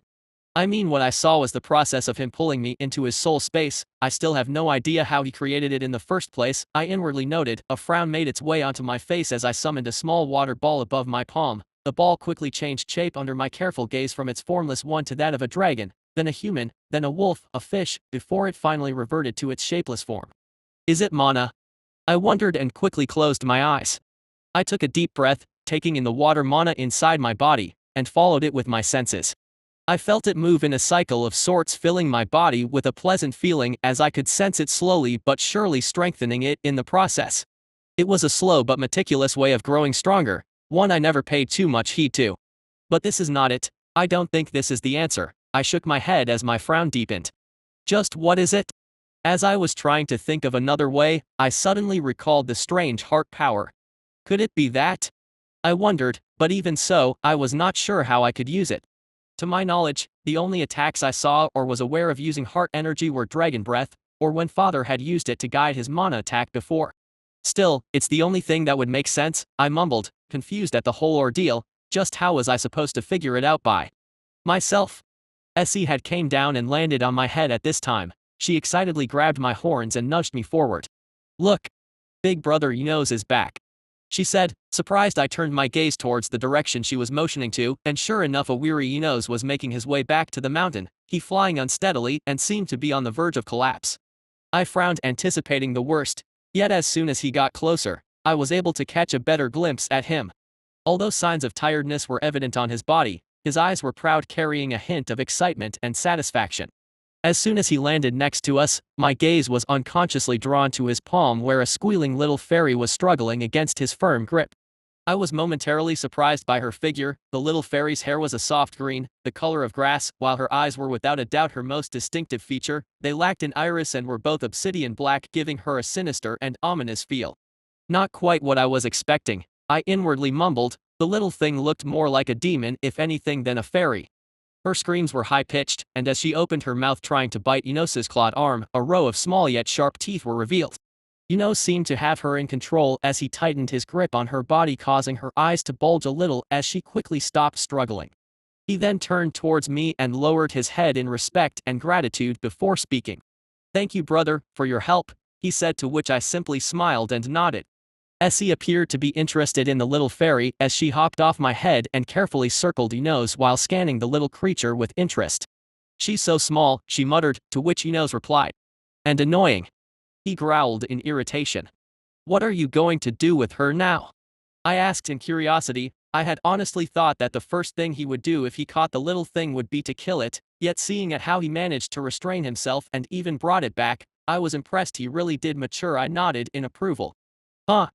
Oh, I just wanted to show you that I was not lying," he said while puffing his chest back proudly. "Well, it's true that we might have doubted him at first when he kept talking about a fairy this, fairy that, but surely, he must have some other plans for it. He didn't bring it all the way back here just to." My thought process was interrupted as Enos suddenly crushed the little fairy in his palm, causing her head to pop off like a toy. I was speechless at the scene, while he looked satisfied. Little Essie, on the other hand, was disappointed as she seemed to have wanted to see more of the fairy. I mean, at least he stopped himself from killing it the very second he caught it. Baby steps, right? Chapter 72, Breakthrough. The next days were spent without any problems. Enos was finally able to leave the mountain now that the fairy situation had been dealt with. Essie never goes too far away from home, and Emmy spent most of her days basking under the sun, while Sidus still had the habit of sneaking off somewhere at night. I, on the other hand, would spend most of my day in the lake and only go back when it's my turn to hunt, or when the sun is setting down. The large lake that I once considered to be too big felt rather small and restricted. It did not take me too long to cross the whole thing underwater, and I already had a general idea of its denizens. Somehow, I found myself yearning for the boundless ocean. There I had felt freer and much stronger. The quality of water mana was different too, I inwardly mumbled. I was currently sitting on top of the water in the middle of the lake. A sigh escaped my mouth. The thick water mana surrounded me, brushing itself against my scales. As I breathed in, it would flow inside of me like a stream and then move on to form a circle of sorts before leaving my body. This cycle continued unconsciously, slowly strengthening my body. It was also using this that I was able to heal myself of any injuries I had before. I would simply accelerate the cycle of mana by forming a water bubble around myself. So is mana our main source of power? I often found myself wondering. It certainly seemed that way, especially with all of its uses. It could attack, it could defend, and it could even heal. Then again, I still could not get over the heart power. Something was missing. I don't think I'm using mana nor the heart energy to their full extent. It feels like something is missing, but what? I scratched my head as a low growl of annoyance escaped my mouth. Just what am I overlooking? I let a sigh, forcing myself to calm down before I jumped into the air, the water rippling below me. Let's just go back for today. The sun had yet to set, but I was no longer in the mood. I wanted to go sleep already and forget about this. For now, it felt like I was running empty circles trying to grasp something I don't even understand. As I rose through the air, my eyes were unconsciously drawn back to the large lake below. The scenery was truly beautiful with the thick forest surrounding it. It was almost mesmerizing. Just then a sudden idea fell on my mind, inspiration if you might. Wait a minute. I didn't try that yet. I hastily stopped in my tracks as I continued to observe the lake below. What if the key was in mana all along and not the heart energy? Looking at the water body below, a sudden thought made its way into my head. What if the mana is like the lake below? So far all it has been doing is complete a cycle inside my body and then leave. But what if it wasn't supposed to leave? I knew I was desperately trying to grasp at any sign of hope, but I felt as if this time, I have finally found my shining beacon. Like an arrow let loose, I swiftly descended back to the water below. My wings were tucked by my side, further increasing my speed. Just as I was about to reach the water, I quickly opened them, which abruptly halted my descent and instead changed my direction, sending me rushing ahead instead. I flapped my wings to slow down and gently touched the water below, not sinking to the bottom but instead standing on top of it like it was hard ground. This place will do, I mumbled out loud. I was standing in the middle of the lake with strong water mana surrounding me. I closed my eyes and reached out to it. I had no problem doing so and easily felt the mana going in and out of my body. Wait, even if I can keep the mana from leaving, where am I supposed to store it? I was quickly faced with another dilemma. Perhaps this is where the heart energy comes into play? I wondered. I slowly guided the mana towards my heart. I was well aware that what I was doing was risky, but still, I had no other choice. It was all or nothing. To my immediate surprise, the mana that was always so obedient to me refused to stay no matter how I willed it to. It even outright ignored me when I tried to order it. What the hell? It simply continued its cycle and harmlessly left my body. A frown made its way onto my face. I quickly tried again, only to be met with another failure. The mana simply refused to follow my orders, and for the first time, I felt helpless and betrayed. Wait. This just might work. I suddenly recalled my father's breath attack, the one where he had used his heart energy to guide his mana attack. Maybe that's what the heart energy is for? I wondered. I slowly reached out to it and willed to gather and guide the mana towards my heart. To my amazement, it worked. The heart energy worked like a natural guide to the mana, which surprisingly stopped its resistance. Once my water mana slowly began to accumulate around my heart, a change began to appear. My heart energy worked like a bubble that held the mana inside. The bubble continued to expand as more amounts of mana were absorbed in it until it finally reached the size of a small fist and then finally stopped growing. My heart energy then moved as if it had a will of its own. The bubble near my heart began to rapidly shrink in size as a strange yet somewhat familiar aura emitted out of it. I watched over it in curiosity and anticipation as it continued to shrink from the size of a small fist to that of a finger before it finally exploded with a puff, and then everything went dark. I felt disoriented for a few seconds as my eyes slowly blinked open. I felt different, very different. My body did not feel the same. I opened my eyes to a large blue space, one where the sky and ground seemed connected with a gentle blue color. I looked down in surprise only to find out that I had no physical body. I had no form. I was everywhere at the same time. I unconsciously understood what this was. This was my soul space. I had succeeded. A loud cry full of excitement reverberated throughout the entire space, causing it to shake. I still did not know the full extent of my powers. But for now, what I did know was that I was invincible in here. My body suddenly materialized in the middle of the space. I brought my claw to my face as I observed it, and then changed its form to my will. My grin widened as I slowly began to understand how the space worked. This is fun. Chapter 73, Consequences. My eyes blinked as I found myself still sitting in the middle of the large lake. A frown made its way onto my face as I tried to open my soul space once again, only to fail miserably. The mana that I had accumulated had surprisingly been wiped clean, meaning my soul space was broken as well. What the minus? Right as I was about to start gathering more mana to rebuild it, a pain unlike any I have felt before suddenly assaulted me, causing me to collapse. It was not a physical one, but it felt like it came directly from my soul. A loud cry unconsciously escaped my mouth, causing the water below me to shake. My eyes turned bloodshot as the pain quickly turned unbearable. I lost all my mobility as my body refused to move an inch under the pain. I was constantly praying for anyone to make it stop. To my immediate horror, a few of my scales even began to fall off, further increasing the pain. My mind was blank as I prayed to lose my consciousness, all for it to stop. Yet like a cruel joke, no matter how hard prayed, nothing seemed to change. I remained fully conscious as I felt my insides twist and turn. It felt as if countless sharp knives were stabbed all across my body, with my heart area being the one in the most pain. I was unable to move and simply laid there limply while crying out loud. I did not know for how long my torment continued before a shadow dropped next to me. My gaze was blurry, yet I still managed to make out Essie's anxious figure. She fidgeted around me, panicking as she did not understand what was happening to me. Her eyes darted between my collapsed figure and the direction where our floating mountain was situated at. As if finally making up her mind, Essie swiftly moved from behind me, her paws grabbing me by the horns as she flapped her abnormally large wings and took off with me in tow. I could feel the wind mana surrounding my body as it helped her carry me. Our height and weight differences were very large, yet that did not seem to matter much to her. I was sure the scene of her small figure dragging me by the horns would be considered comical at any other day, yet I had no leisure to think about that. Big brother, just wait a little longer, I'll take you back to mother and you will be alright. Just wait. I'll definitely save you. Just wait. She constantly repeated that to me, yet it seemed more as if she was saying it to reassure herself instead. My screams thundered through the skies as we made our way back home. The pain did not subside and was still unbearable. I had never felt anything like it before. At that moment, I regretted everything that led me here. I regretted playing with mana. I regretted experimenting with soul space. I regretted even trying in the first place. As soon as we closed in on the mountain, my siblings swiftly appeared by our side. Imi's usually calm demeanor was broken as an anxious expression plagued her face. Citus was no better. He hastily moved to help support Essie, who was holding me.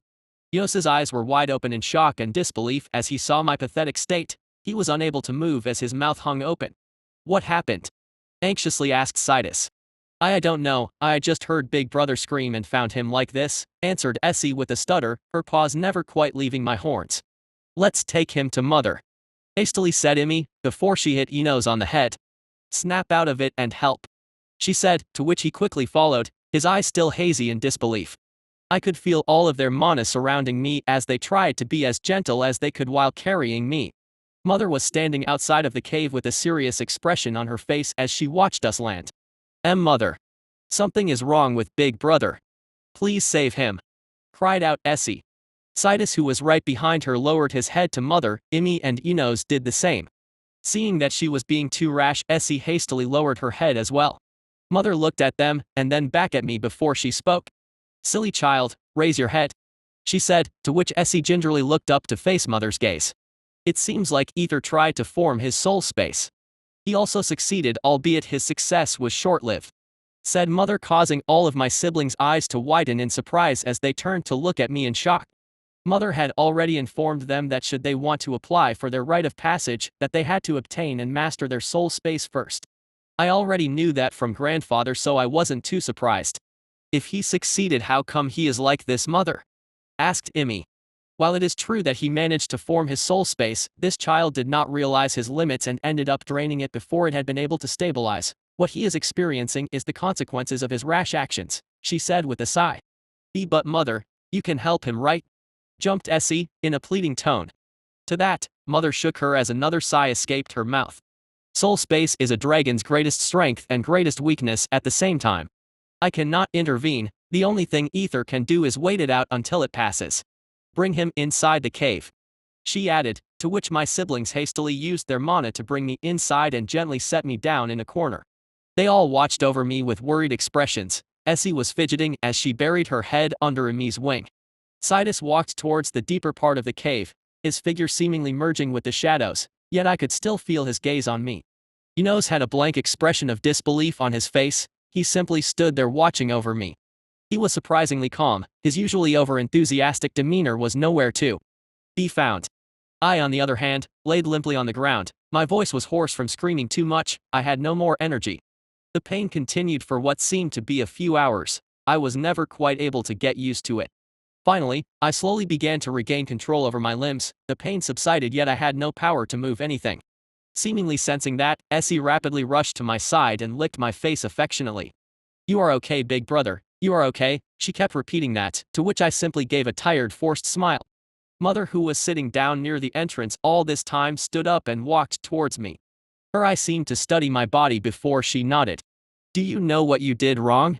she asked, to which I forced myself to shake my head weakly in reply. Citus moved towards us to hear what she had to say, as all my siblings seemed to pay close attention to her. Mother then proceeded to explain. "Your mana ran out, leaving only your inner energy behind, which caused your soul space to collapse. Your soul space is akin to a world created within you. To sustain this world, you need to constantly provide it with mana, all the while using your inner energy to keep it in check. What you did wrong was being too hasty and making too many changes inside your soul space, which consumed all of the mana you had accumulated, creating an imbalance. The result of that is as you can see." I weakly nodded in understanding.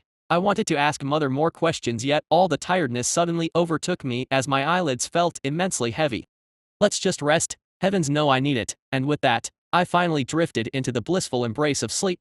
Chapter 74, 5 years later. Ever since my first failed attempt at creating a soul space, 5 years had passed. A lot of things had changed in the past years. My body had grown even larger. I was still nowhere near my mother or my grandfather's height, yet I had certainly grown taller, and I wasn't the only one.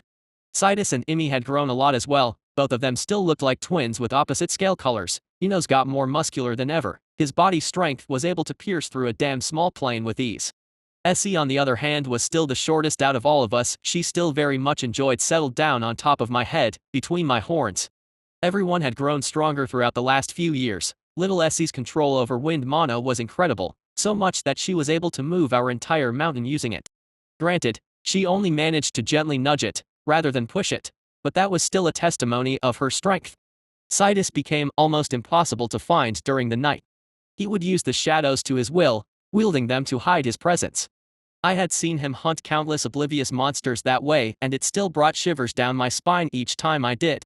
He would silently creep behind them, and by the time they noticed, it was already too late. His fighting style was no longer as straightforward as it was when we were just kids. He became much more calculative, with a nasty habit of toying with his prey.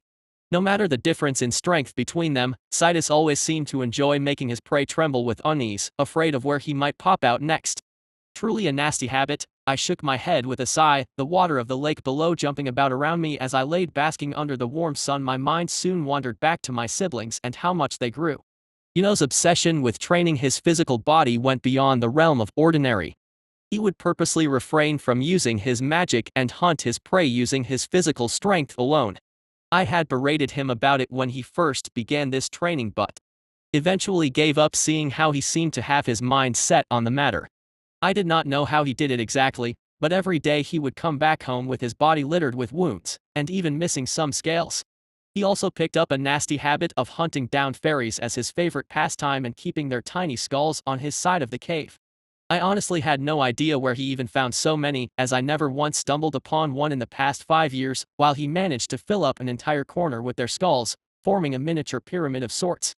Imi was the one who did not change much in the last few years. She would still spend most of her days dozing off at the entrance while basking under the sun. The only time she ever moved was when it was her turn to hunt.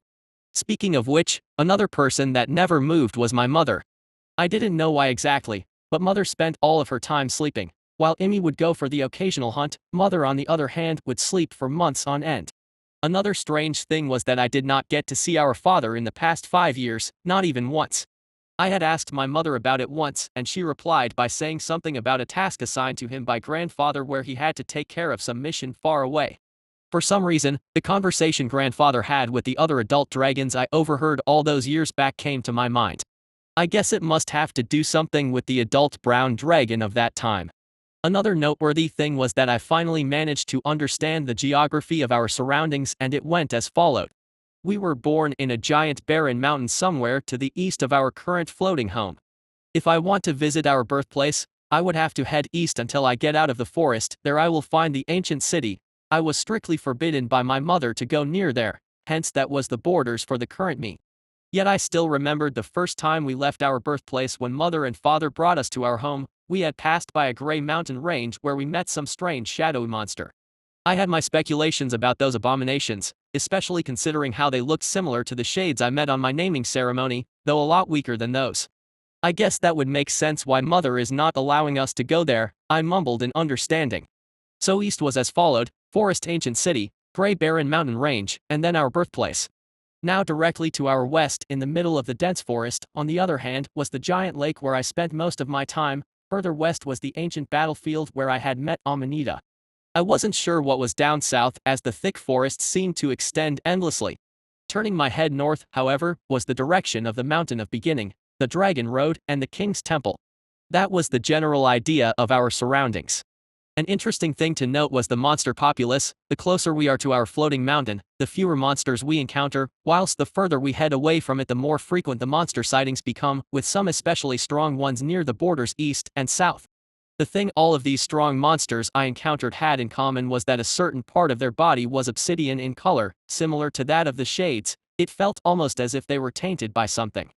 A yawn escaped my mouth as I stood up and stretched my body. I then unruffled my wings and launched myself into the air, lazily making my way back home. Ever since that dreaded day 5 years ago, I had never once forgotten the excruciating pain I felt when my soul space collapsed. It had taken me months before I regained my courage to try again. I had succeeded in creating another one and even learned my limits, yet unfortunately, it was not long before I messed up again and was left bedridden for another day. The pain was more bearable that time. This cycle continued a few times, with me recreating my space and then biting off more than I could chew, causing it to collapse again. But with each failure, I would learn something new, and I'd further understand my limits. And so after 5 long years, I was finally able to somewhat master my control over my soul space. I was able to reach a balanced state where my mana would constantly feed my soul space, strengthening it every day. I could now easily jump in and out of it and was even able to use it against some of the weaker monsters. It turns out that an attack with my soul space is in shorts, dragging my opponent's soul towards this space I created and destroying them completely. The most important thing to note was that my soul had to be stronger than my opponent, otherwise if they managed to break free, the backlash from that could quite possibly be fatal according to my mother. Hence why throughout the past years, I took extra care in choosing my opponents and testing my newfound power against them. Chapter 75, Lesson. Today's meal was my favorite blue scales lizard. It had a very strong taste, and seemed to be almost as if it was naturally seasoned. This was one of the few meals I very much looked forward to since it was truly hard to find one.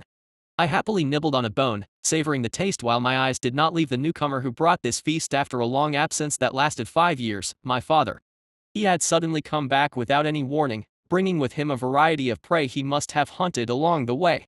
Surprisingly, even mother was eating an abnormally oversized bird-like monster with shining white feathers while he rested in a corner with a tired expression on his face. After finishing my meal, I used my water magic to clean my bloodied claws and face. A yawn escaped my mouth. I was always rather sleepy after a meal, yet I stopped myself from succumbing to the laziness as I turned to face my father. He had suddenly appeared, and now it was as if he never left. Still, I was rather curious regarding his whereabouts in the past years. I had a general guess it must have something to do with my grandfather and that brown dragon, yet I wasn't too clear on the matter. Hence, after I finished eating, I slowly made my way towards him. I lowered my head as a sign of respect before I spoke. "Welcome back, father." His tired gaze turned into one of amusement as he nodded in reply before speaking. "I see you have grown bigger." "Good, good," he said in a pleased tone, to which I simply smiled. "I hope I'm not being rude by asking, where have you been all this time, father?" I carefully asked while taking extra care to keep a respectful tone. Father didn't seem too concerned and let out a sigh instead. "I was assigned a mission by your grandfather," he explained. "So, it really had something to do with the brown dragon of before?" I noted. I was about to ask some more questions when, to my surprise, father took the initiative to continue. "I had to fill in the role of Neo as he went over the borders to let off some steam after what happened," explained father. It seemed as if he was talking to himself rather than to me. Yet I didn't mind as I still got to know more about what was happening. "Old Neo, that's the old brown dragon I met with grandfather, right?" I asked, to which father confirmed with a nod. "But father, I remember grandfather talking to the other old dragons about the borders and how it was not old Neo's turn." "There. I asked, trying to pry more information from my father. He let out another sigh before replying. Yes, this cycle was supposed to be my turn in the border, yet old Neo didn't take the death of his grandchild very well. I can understand his rage since that child was the fourth generation to fail the naming ceremony, explained father as he shook his head. Oh, so that was what all that generation thing back then was about, I mentally noted as I remembered the old dragons mentioning something about last cycle's tragedy. Does that mean everyone failed last time? I inwardly mumbled, dragons were truly hardcore with all the tests, trials, and whatnot. I laid down with my front paws in front of me, and my wings tucked in my back. It was rare for father to be in a talkative mood, so Elle had to take advantage of the situation to know more about the world. Father, are the borders the part past the Grey Mountain Range to the east? I asked curiously. Sidus and Imi had somehow joined in and were seated behind me waiting for father's answer. Essie and Yunos didn't seem that interested and instead left the cave to do whatever. Father glanced at us one by one before he proceeded to explain. Those might be considered the borders for you little ones, he said with a chuckle before raising one finger to the sky and continuing. The borders I am talking about are up there, he said with a grin. I unconsciously gulped as I felt both Imi and Sidus stiffen behind me. Up there. Does he mean the planet's borders? Father's grin grew even whiter as he saw our shocked state and continued. Our mission as dragons is to uphold the balance of the world. Anything that is a threat to the balance must be eliminated, he said, to which I nodded in understanding. And the Shades Ether are a threat to that balance, he added. So you fight the Shades at the borders of the plane? I asked hesitantly, to which he simply nodded with a grin. With this new piece of news, the scale of everything just turned massive. I was aware of the strength that dragons held, or I would like to think I was. Fighting with gods, moving mountains and seas, we were essentially on a higher plane than even the divine themselves. But still, I always imagined it was all grounded within our current plane. I thought that only the king can traverse the dark abyssal space. Turned out I was wrong. Are we constantly fighting against the Shades, father? I asked. We are. Should we fail to stop them, the entire plane would collapse starting by the Mana stream, he patiently explained. Then when you said old Neo went to the borders you meant minus. Father interrupted me, not letting me finish as he replied. Yes, old Neo needed to vent his pent-up rage, and what better place to that than the battlefield against the Shades, he explained, but that only served to confuse me even further. But aren't the borders enormously vast? How can you protect them by yourself? I asked in confusion. A chuckle escaped father's mouth as he answered. You ask a lot of questions, Ether. Hearing that, I lowered my head in embarrassment. He didn't seem angry, and so I waited for his answer. Nobody said I am alone. My job was to guard this particular part of the borders for this cycle. It's simply a coincidence that old Neo was close by, he said. I was about to add another thing before he interrupted me. Now, enough about that. I see you have mastered your control over your soul space, he asked with a strange glint in his eyes. I still have a lot to learn, I modestly replied. Do you know what the requirements for applying to the Rite of Passage are? He asked while squinting his eyes, to which I nodded and answered confidently. To obtain and master control over my soul space. Good. Then let me ask you this, Ether, are you ready to undertake your Rite of Passage and become a full-fledged dragon? He asked in a serious tone, causing me to gulp nervously. I am. Good. Then get some rest for the day for we leave tomorrow, he added before closing his eyes and ignoring me and my siblings.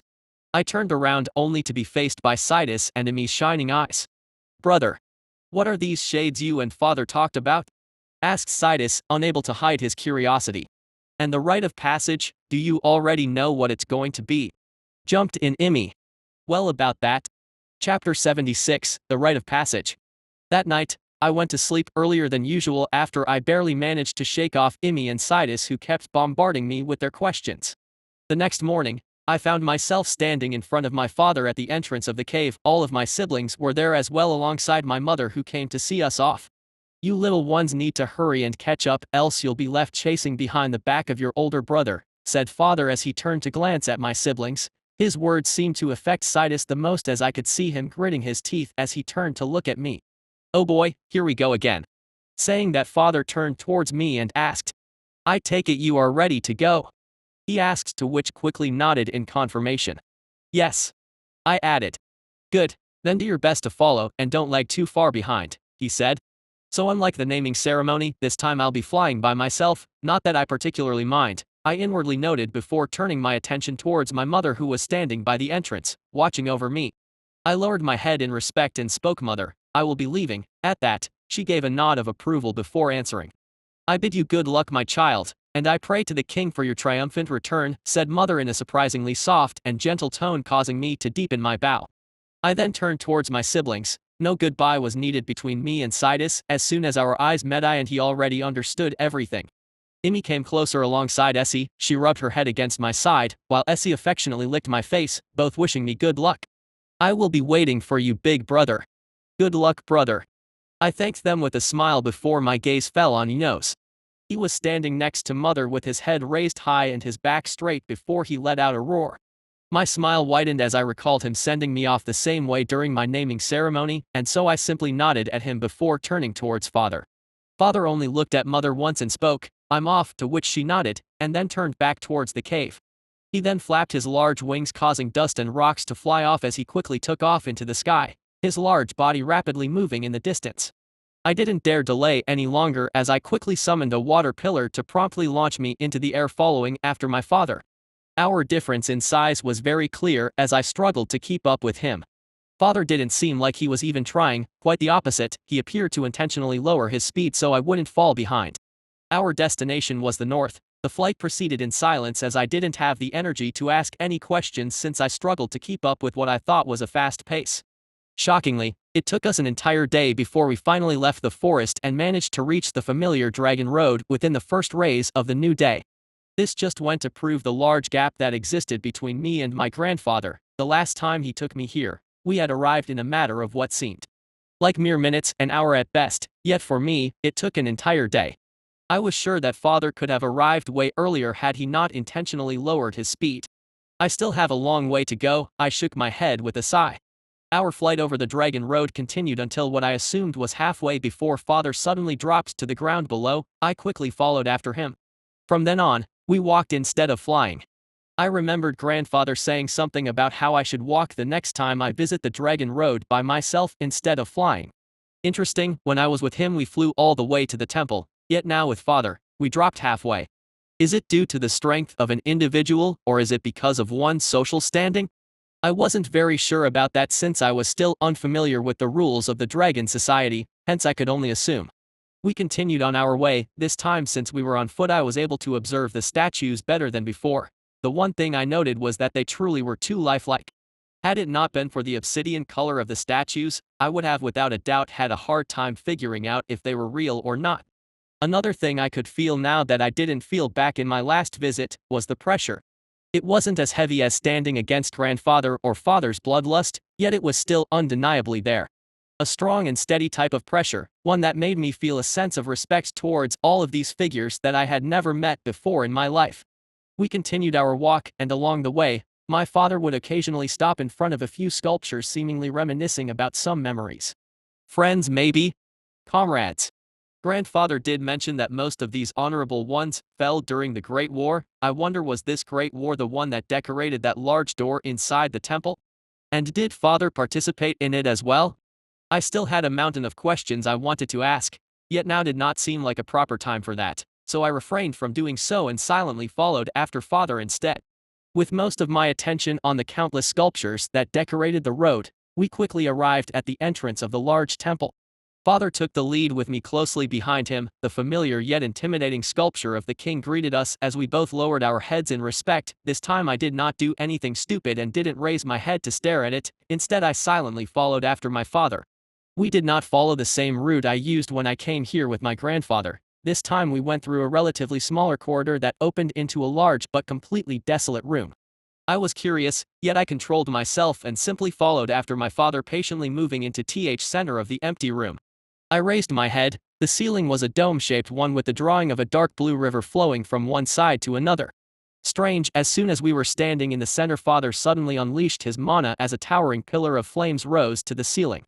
My eyes widened in surprise as I watched his flames come in contact with the drawing. Strangely, the river seemed to ripple, sucking in the flames as familiar mana, one I hadn't felt in these past 5 years, descended upon us. Cosmic Mana. Chapter 77, The Goal. The painting of the river rippled as it absorbed father's flames. This continued for a while as cosmic mana descended upon us. This presence feels like that of the king. I inwardly noted, remembering my time back in my naming ceremony. Father had his eyes closed in concentration, the cosmic mana slowly began to surround him, causing a faint dark blue hue to appear. I tried to reach out to it, yet, to my disappointment, the mana ignored me completely. I was able to sense a presence guiding it, hence with my non-existing control over it, I was unable to form a connection with the mana.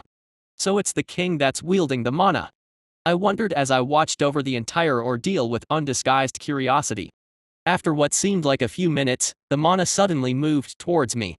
I didn't feel any sense of danger from it, so I remained put while waiting to see what would happen.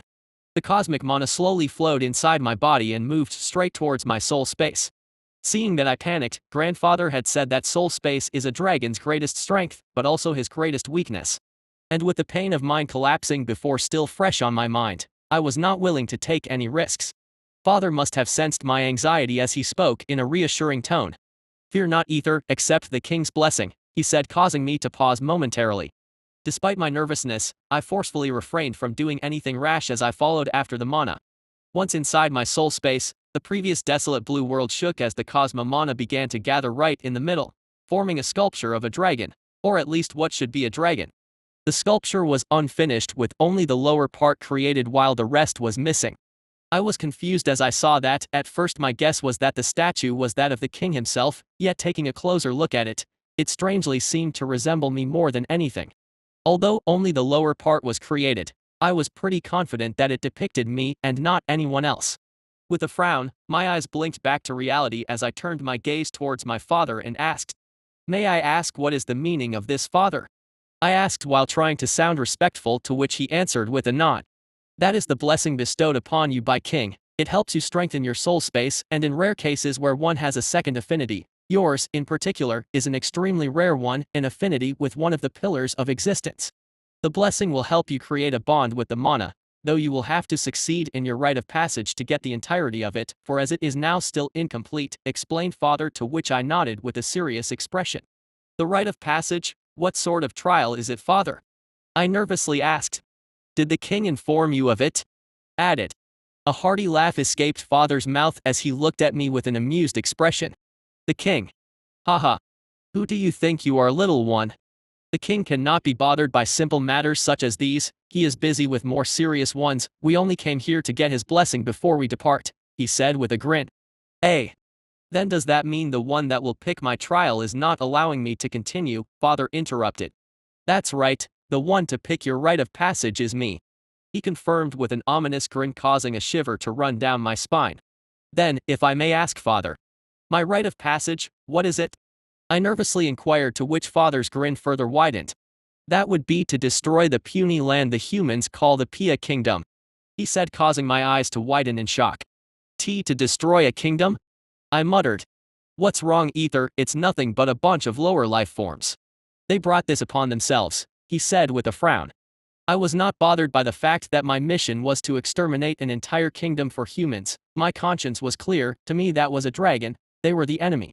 Though I would be lying if I said I had no concerns. During my last fight against them, the humans were unexpectedly weak. Though they did hold some interesting abilities, I could not ignore the fact that I held the absolute advantage at sea. Perhaps things might get trickier at land, maybe I would even find some strong opponents. "Yes, father." I nodded in confirmation, to which my father seemed pleased as he continued to explain. "Listen well, Ether, currently the humans are the ones ruling over the lower continent. They divided the land into 6 countries, the Pia Kingdom, which is located at the south, the Tinada and Rimmer kingdoms directly above it, the Yadar and Lumia empires to the north, with the Zissel dynasty to the east. Though we do not meddle with the affairs of the lower continent, we are nonetheless aware of everything that goes on. The Pia Kingdom had been sending their men in search of our land for years now, and although by pure luck, they did manage to kill our younglings years ago," he said as his frown deepened. I gulped, facing my father's piercing gaze. A dangerous aura was surrounding him as he spoke. "Remember well, Ether. A dragon never forgets. The humans have grown arrogant with our disappearance. It's time they learn that their actions have consequences. Your rite of passage trial is to teach them a lesson. Make sure the Pia Kingdom is gone from the face of this plane," ordered father as his bloodlust sky rocked. With my back drenched in cold sweat, I raised my head high and replied, "Yes, father."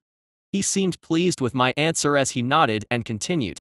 Good, then let us move, I will guide you to your destination, how you take care of the humans will be up to you, he said and then lowered his tail in front of me. I hastily jumped on top of it and swiftly moved to stand on his head. Father then steadily made his way out of the temple, passing by the king's statue once again as we both gave our respects. Once outside, Father nimbly jumped to the sky and made his way further north towards what I assumed to be the edge of our continent. Our flight proceeded smoothly with no problems. The large grassland disappeared as we left the temple and dragon road behind, only to be replaced by the familiar sight of a dense forest. We continued on our way for almost a day before we reached the edge. The sea appeared before my eye, extending towards the horizon. Father did not stop as we swiftly flew past the land, the scenery below changing from a dense forest into an endless sea. Turning my attention back, I was surprised by the sight of the continent from this side. It appeared as if it had been cut cleanly off by something or someone. Chapter 78, Extermination. The flight continued uneventfully for 2 full days. Father didn't even stop to rest. By the dawn of the 3rd day, land was finally at sight. We were high in the air, far above the clouds as we approached what looked like a small fishing village. I could see a few boats close by the shore with some humans in them. Father came to a stop as he glanced at the peaceful village below and spoke. This is your first target, use whatever methods you want and exterminate them, he said in a chilly tone. I gulped and nodded in acknowledgement, before hopping off his head. Now, since it's a seaside village, I suppose the fastest way to handle this is that I thought as I turned to attention to the sea. Just as I was about to start, my gaze was unconsciously drawn to a group of young children playing on the beach and throwing sand at each other. A frown made its way onto my face. A small part inside of me argued that this was wrong, that these people were innocent, yet for some reason, I had no empathy towards them. It was truly as if I was looking at mere bugs. We were not on the same level in the first place. I knew for a fact that had this been in the past, I would have without a doubt been repulsed by the idea of killing humans, even children, but now I no longer felt any way towards them. They were simply there, and I could care less. Was thinking this way wrong? Perhaps, did I care? No, I came here for a mission, and I was going to finish it. I shook my head, ridding myself of all useless thoughts before I descended towards the village. They were soon going to meet their maker. The least I could do is show them who is responsible. This was my way of trying to show respect, though they don't deserve it. It was still undeniable that they were innocent. I lowered my altitude. My large figure emerged from the sea of clouds. The children immediately spotted me and began to jump in excitement while pointing at me in wonder. A few adults raised their heads in curiosity and surprise. Look! What is that? Oh, old Jan. You also came out? Yes, I just heard the commotion. What's going on? I don't know, some sort of giant bird appeared. A bird? It doesn't seem to have any feathers though. Whoa, mother, look how big it is. Nathan, go back inside the house with your little sister. I have a bad feeling about this. But Mom, I want to watch the giant bird. Just listen to what your mother is telling you, stupid boy. Various conversations reached my ears as I circled around the small village. The people did not seem to recognize my figure as that of a dragon. Did they never hear about a dragon before? I wondered as I glanced at the small crowd of people that began to gather at the center of the village while pointing at me in curiosity. They didn't appear to be afraid, just curious. It seems like the humans have been living in peace. I only sense a few people who seem a little bit uneasy. Other than that, I'm only sensing curiosity oozing out of them. Interesting, there are no guards or any people like that for that matter. Is it because it's a small village? I quickly shook my head. I was getting sidetracked again. Taking a deep breath, I came to a stop right above the center of the village and glanced down at the people below. I did not know why, but the way they were all studying me and pointing their fingers at me irked me. I don't like it. A frown made its way onto my face. I quickly unleashed my bloodlust, letting it soar through the sky. The humans did not understand what happened, as 1 second I looked completely harmless, the next I was a demon that crawled out of the abyss. Almost all of them fell to the ground in shock and fear. The young ones and elderly passed out immediately, leaving a few able-bodied people on their knees. Kneel. I spoke in a harsh tone, my voice coming off like a clap of thunder in their ears as I fully unleashed my pressure on the small village. The few small boats that were on the sea were crushed. Their owners already met their demise in the water, being the first casualties. I didn't add anything and simply reached out to the water mana as the sea heeded my call. The water began to churn violently as large waves crashed on the shore. The humans had their heads planted in the ground. They were unable to raise their gazes to see what was happening. The few that were still conscious shook uncontrollably under the pressure. I could feel their emotions, the fear that overwhelmed them alongside the confusion over what was going on. Sadly for them, I had no intentions of explaining myself. I unleashed a roar that terrified the humans. The ground shook beneath their feet as the water receded unusually far, exposing the seafloor. An abnormally large wave rose to cast a shadow on the small village below. They did not know what was happening before it was too late. The wave crashed against the fisherman's village, completely erasing it from existence. I watched the entire ordeal with a calm gaze as the water washed the humans away. I heard their screams of pain and agony. I heard their prayers as they pleaded to their gods for salvation, one that was never bound to come. And just like that, the village was gone. The small houses, the people, the children, the elderly, all gone in the blink of an eye. They really are too fragile, I inwardly mumbled while shaking my head with a sigh. With my first mission completed, I turned back towards the cloud and flew to my father, who was waiting for me. Good, but next time make it faster, he said, to which I nodded in acknowledgement. Yes, father. Let's go. You will first clear out all the seaside villages by the end of today before we delve deeper towards their main cities, he explained before flapping his wings and moving towards our next target, with me following in tow. What transpired after could only be described by one word: a massacre. None of the villages we visited stood any chance. They were simply akin to chickens in the slaughterhouse. They had no guards, no nothing, just a bunch of helpless villagers. I did not enjoy slaughtering weak opponents, ones that had no chance of fighting back whatsoever. It's all for the sake of my rite of passage, I reminded myself as we made our way towards another target. Chapter 79, Andilla.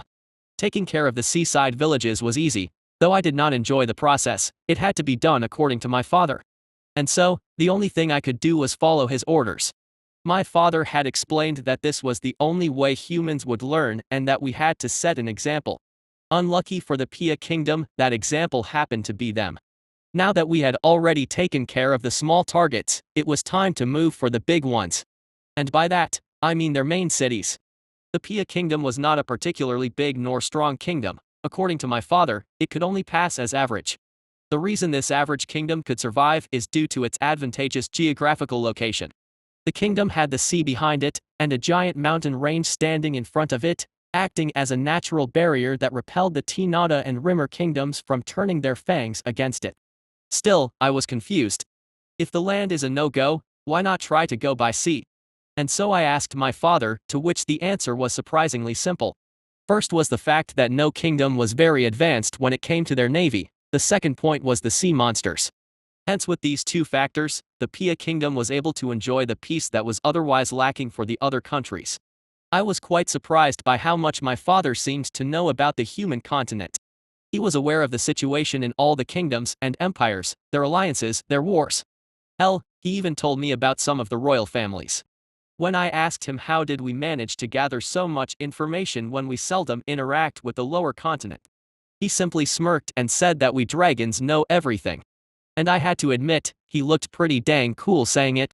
It was my second day on the lower continent, and we were currently making our way towards Andilla, one of Pia's 3 major cities. According to my father, Andilla was the country's major tourist city. Luckily for me and unluckily for them, Andilla was a hanging city situated on top of a giant waterfall between 4 mountains. Its natural beauty attracted visitors from countries all across the realm. This meant that this was the perfect place to make a certain announcement. This time, my mission was not to just destroy everything. No, according to my father, I had to let everyone know the price to be paid for messing with the dragons.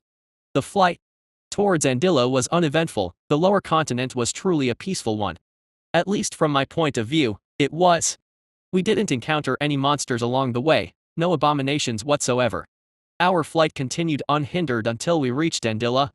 My eyes widened in surprise as the city appeared before my eyes. It was truly beautiful, yet it reminded me of the hanging arena back at the King's Temple. Andilla was situated on top of a platform in between the 4 mountains.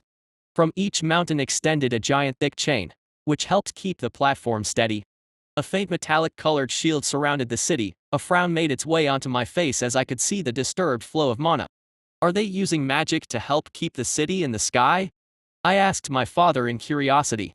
The chains alone should not assure the stability of the hanging city, and with the amount of mana that surrounded it, I could somewhat guess what they were using. Father nodded in confirmation. Yes, the stream in this area is almost broken. He sighed and shook his head in annoyance. Go, get it done and be quick about it, and remember to leave a few survivors, he said, ushering me with his head. Yes, Father. I replied enthusiastically and dived headfirst towards the city below. My large figure broke through the clouds as I unleashed a roar, causing a commotion to break out in the city. I circled it with my aura at full blast, yet the humans below did not seem as affected as the villagers. Looks like that shield is not just for show, I noted. Good, hopefully, this will be more fun than the previous ones, I inwardly mumbled as I could feel my mouth curving upwards in anticipation. A quick glance at the city was enough for me to spot the guards that were hastily mobilizing. Minus. My name is Lana, I'm an explorer from the Rimmer Kingdom. Rumors of dragons appearing in the city and destroying a small fleet of knights at the coast of the Pia Kingdom brought me here. This was the first rumored sighting of dragons in years. And I was not going to let the chance of studying a mythical dragon escape my hands. And so, I left my home country and made my way towards Pia in my search for dragons. Sadly, throughout my 5 years here, I have never had the chance of encountering any. I had even used all my savings and rented a ship to regularly go out into the sea in hopes of finding a dragon, but to no avail. And so, with an empty pocket and broken spirit, I was finally ready to set on my journey back home. I stopped by Andilla as it was on the way where I was hoping to catch one of their flying ashwings back to the capital. I was walking through the busy streets with a downcast gaze, cursing my luck. I can't believe I just wasted 5 years and not a single sign of a dragon.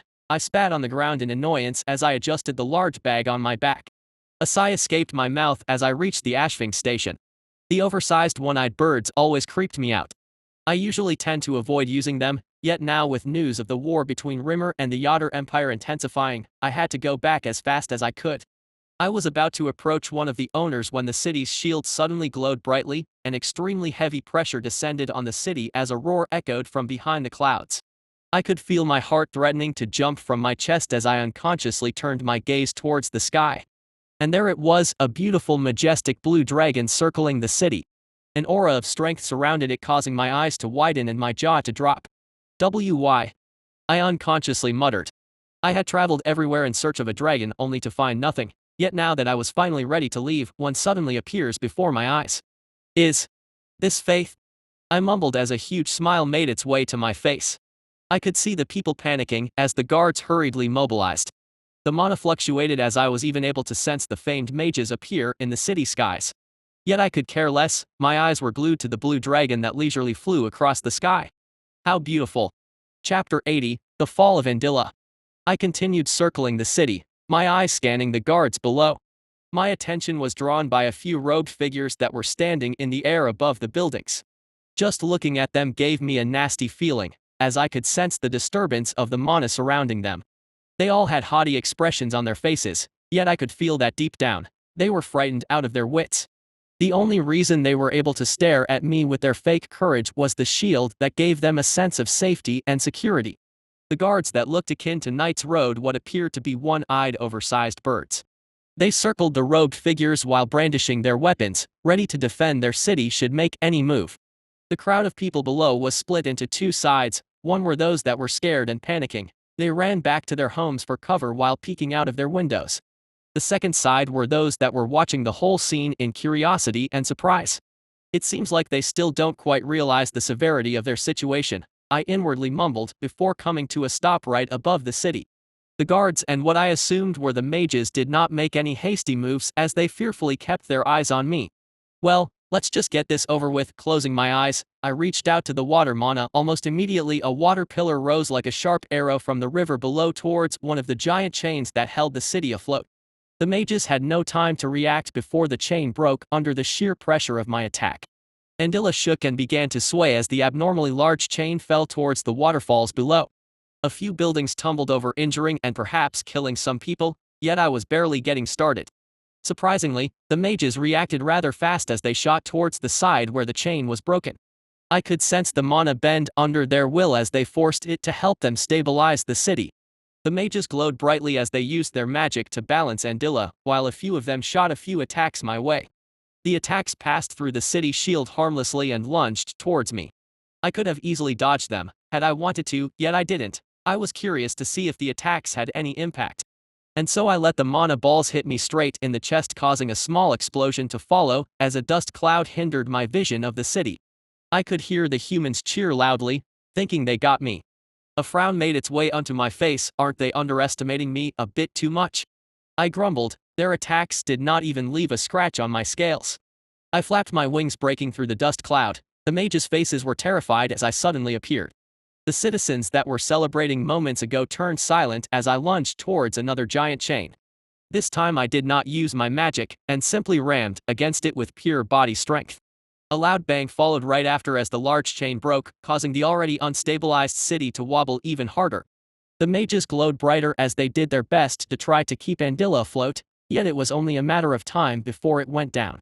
It was quite obvious that with both chains gone, it took them everything in their power to keep the city steady, and even so I could see most of the buildings shake on the verge of collapse. The guards that were surrounding the mages all this time finally made their move. It was now clear that they could not stay on the defensive if they wanted a chance to survive this. A middle-aged lady with short hair and large claymore rushed towards me on riding her oversized bird, the group of guards following closely behind her. So she's their leader, I noted. Her sword glowed with a faint golden light, causing me to feel a small sense of danger from it. Interesting, it's similar to the sword those other knights used to cut Ember back in our naming ceremony. But so what? The most it could do is cut one scale or two, and that's if she can get closer in the first place. I grinned as the small army flew towards me. They even had archers in the back who attacked first, yet their flimsy arrows easily bounced off my scales. Their leader gracefully rode her bird, arriving almost instantly before me. To my surprise, she stood up and leapt with her giant claymore at hand, slashing towards my face.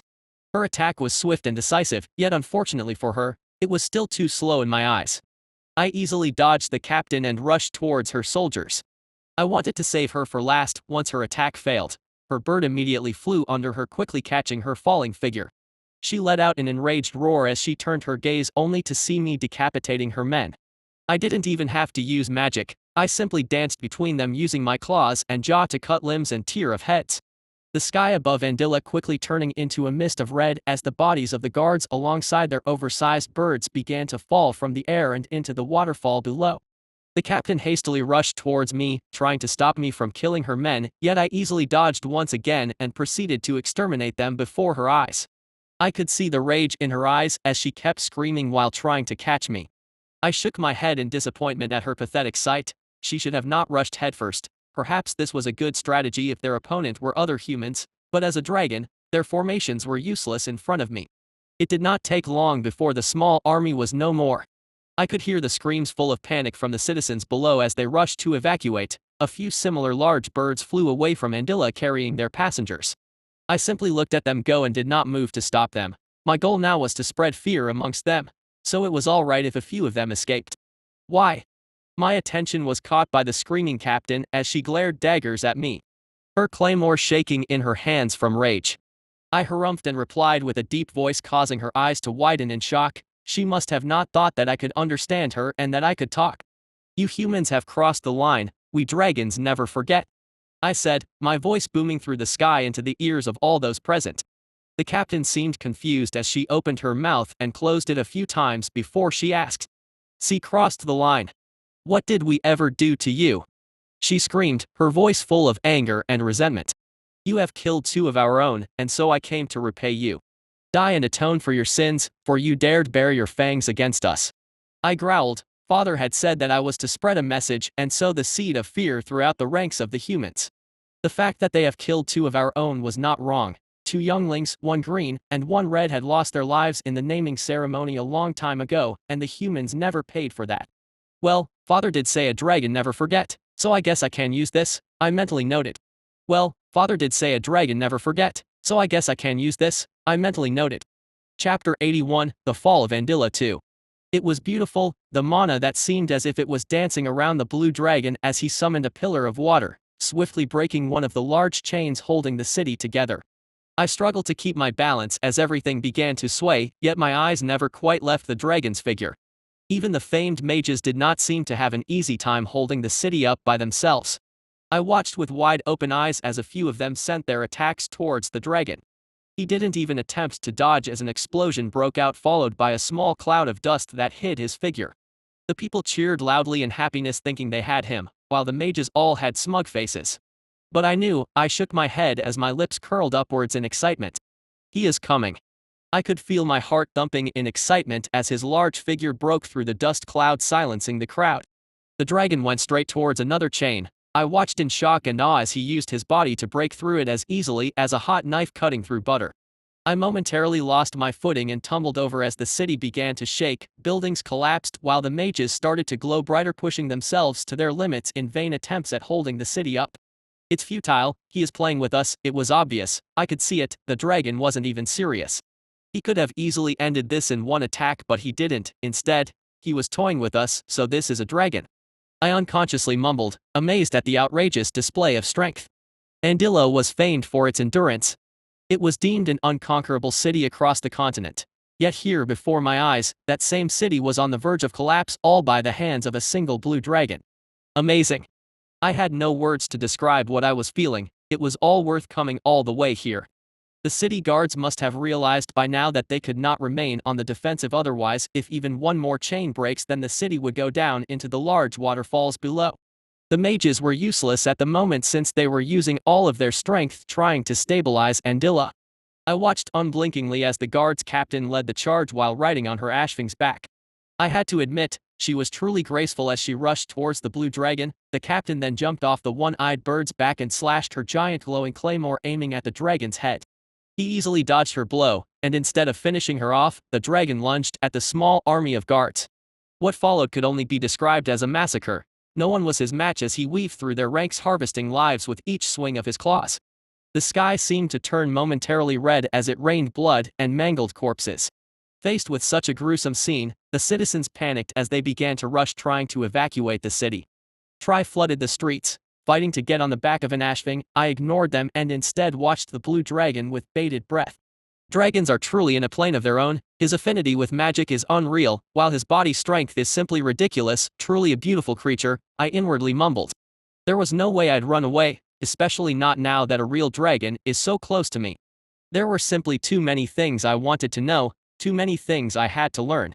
And I was definitely not going to let this chance slip through my hands.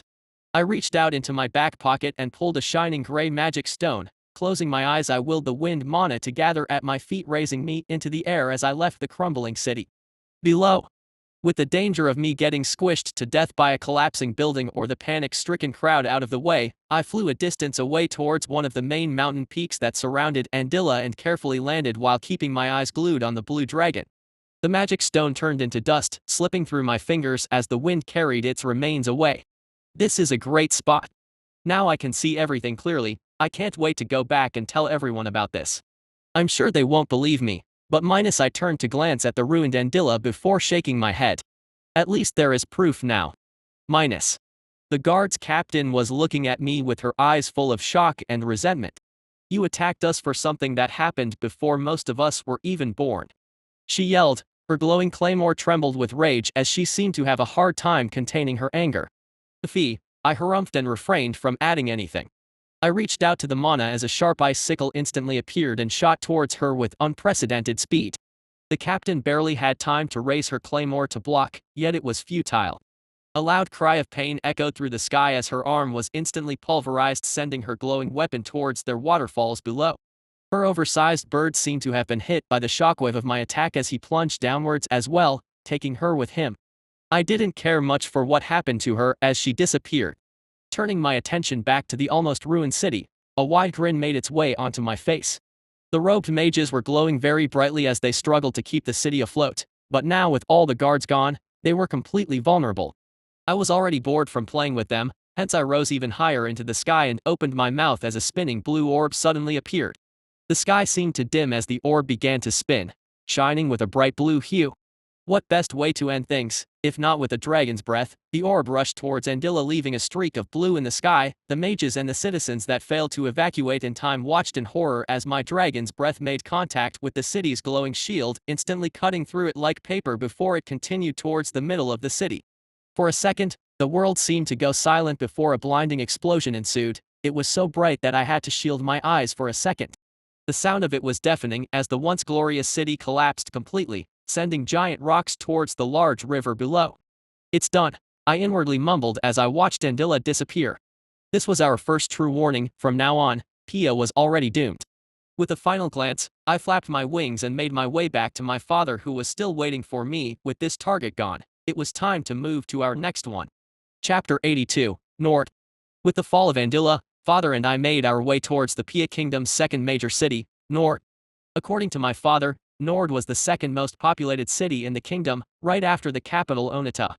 With the humans that escaped, news of you coming should be spreading like wildfire. They will be ready for you this time, said father.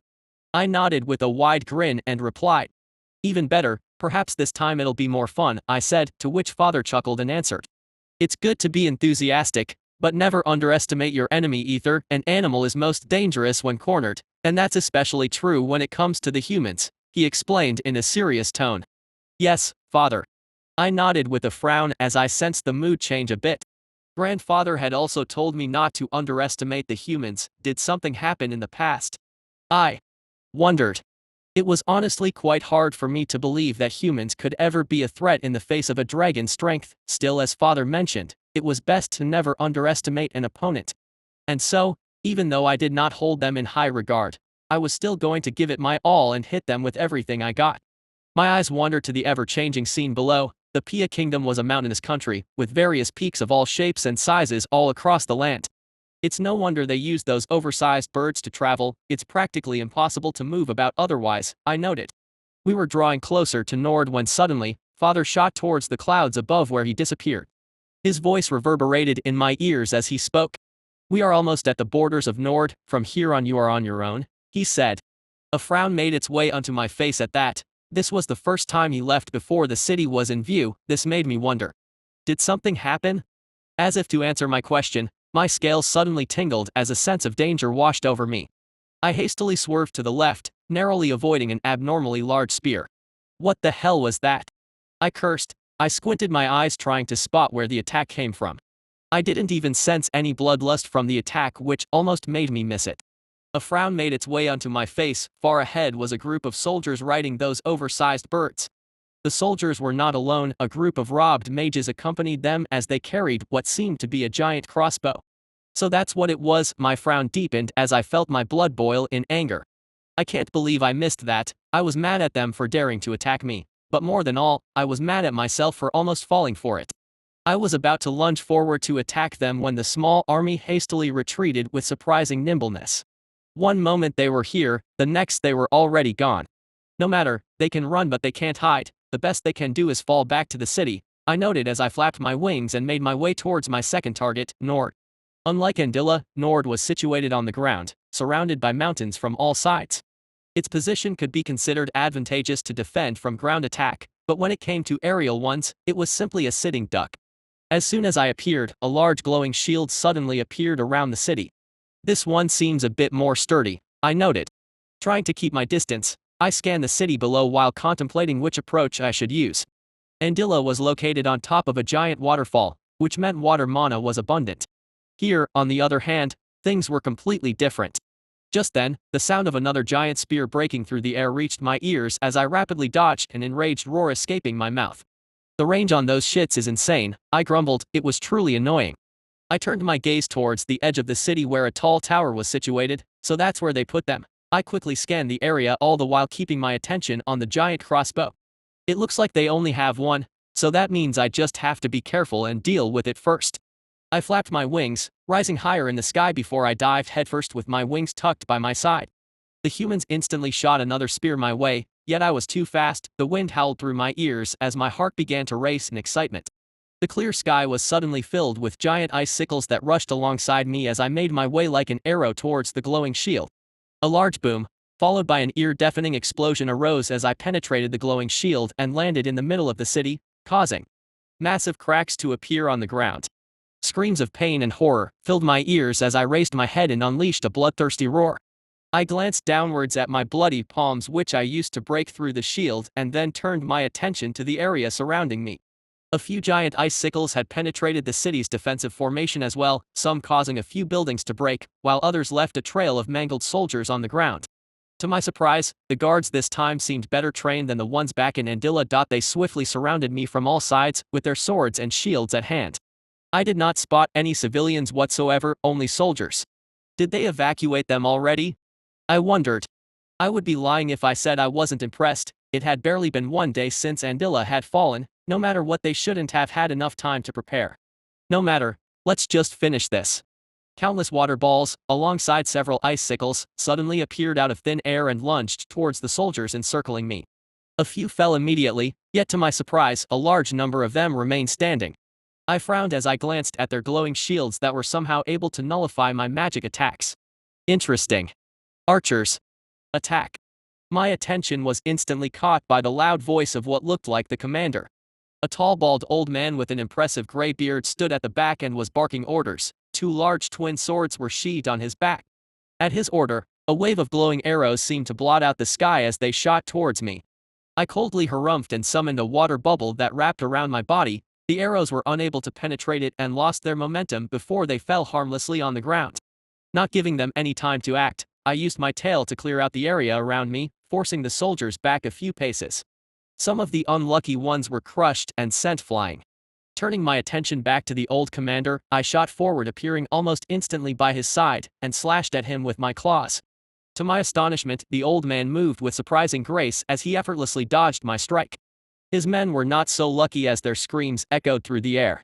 He turned to glare at me, before slowly moving his hand and unsheathing his swords. Come.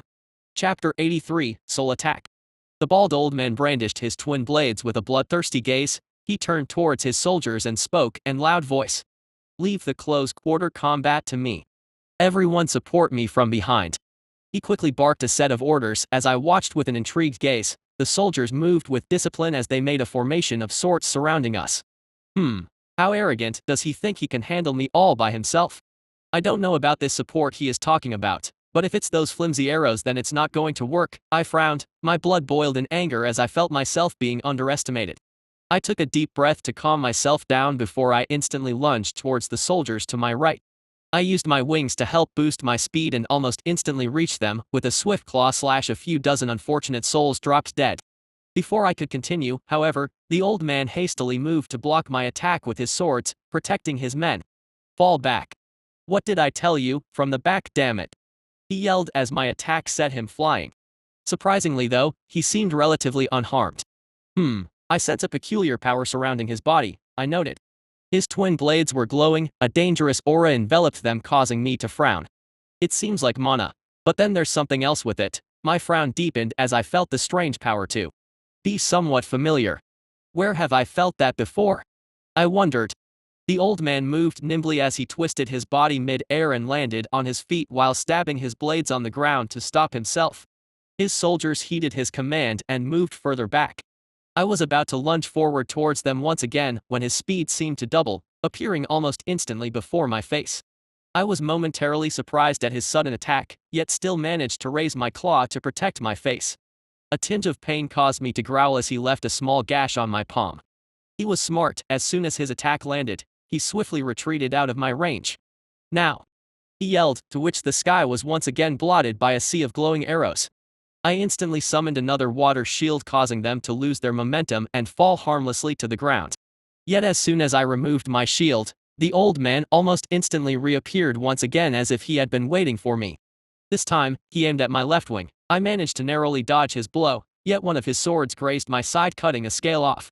An enraged roar escaped my mouth as I was about to lunge forward towards him. He again retreated and ordered the rain of arrows to be launched. Enough!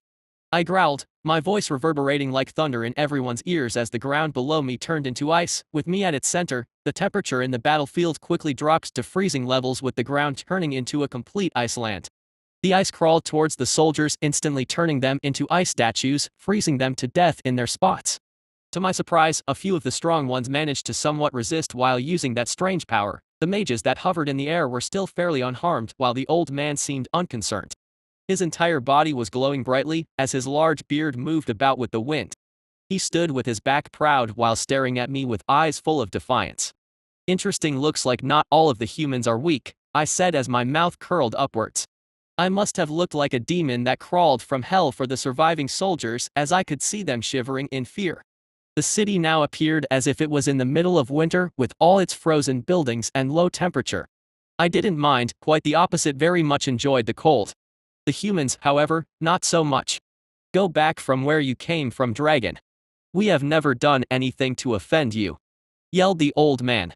Although he was standing with his back straight, seemingly fearless, I could sense his worried emotions. Us dragons were quite sensitive to that. This just caused my grin to widen as I licked my sharp teeth and opened my mouth to speak. Dragons never forget. It might not have been you, but it was your people. And so I came here to settle our debt. Prepare yourself, human. The old man gulped as he took a defensive stance. He must have been thinking that I was going to attack him head on.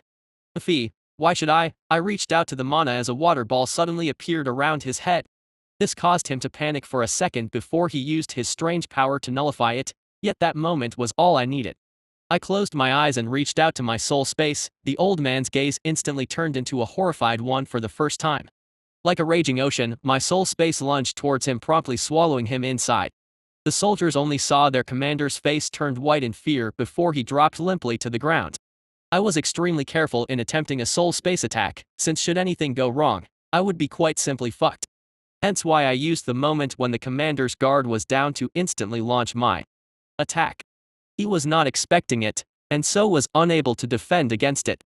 Inside my soul space, a very confused and very scared old man was standing in the middle of Blue World. What is this? Where am I? He yelled while clutching his twin swords lightly in his hands. I was feeling quite satisfied now that his previous calm demeanor was broken. I instantly appeared before him with a wide grin. The old man let out a roar and was about to lunge forward towards me when suddenly, his blades disappeared. My body turned into water, disappearing from my place and reappearing behind him. Where are you looking at? I calmly asked. The old man screamed and stumbled to the ground in fear. What are you? He yelled while pointing at me with his shaking finger. I frowned, and with but a thought, his finger was broken. Ah! He wailed in pain, with wide open eyes as he stared at his broken finger in shock. You are too loud, quiet down, I ordered, and just like that his voice was gone. The old man looked at me as if I was a devil from hell. His body was constantly shaking in fear, seemingly on the verge of passing out. Do you understand now? I was merely playing with you. We are on different planes of existence, so don't you ever think that you can fight a dragon, little one, I said with a grin. This seemed to be the final straw as the old man began to scream uncontrollably before he passed out. He was already broken. With my job done, I blinked back into reality. The commander's body woke up as well, yet his eyes were blank. He was staring at the sky and began screaming. Please stop. Please. I'm sorry. I'm sorry. I was wrong. Please. His soul was already broken. I didn't kill him, but he was essentially crippled. With their commander like this, the surviving soldiers instantly lost their will to fight. Some attempted to run away while others simply collapsed on their spot. I didn't expect the rite of passage to be this fun. Chapter 84, The Stream of Mana. I glanced about at the panicking humans. The guards' formations had long since collapsed with the defeat of their commander. They hastily ran away in fear. A few of the mages hovering in the air attempted to salvage the situation, yet it was no use. The guards had completely lost their will to fight. Seeing that, even the mages began to retreat. A few of the surprisingly didn't, and instead closed in on me. Oh! Looks like there were still a few with backbone amongst them. I grinned and flapped my wings, jumping into the sky. Surrounding me were 3 mages, a young female, a middle-aged man, and an extremely old man with mummy-like skin. Hold him in place, Egna. Ordered the old man. The young female mage nodded. My gaze turned to her hand as she brought out a brown glowing stone. Oh! What's that? I wondered, and as if to answer my question, the female mage channeled the surrounding mana with no regard to its element into the brown glowing stone. What the? My eyes widened in shock. That's ridiculous. I never cared to look much into it before. I simply knew that the way humans were using magic was harmful to the mana stream. Now, with the young female mage in front of me, I was able to get the basic gist of the situation.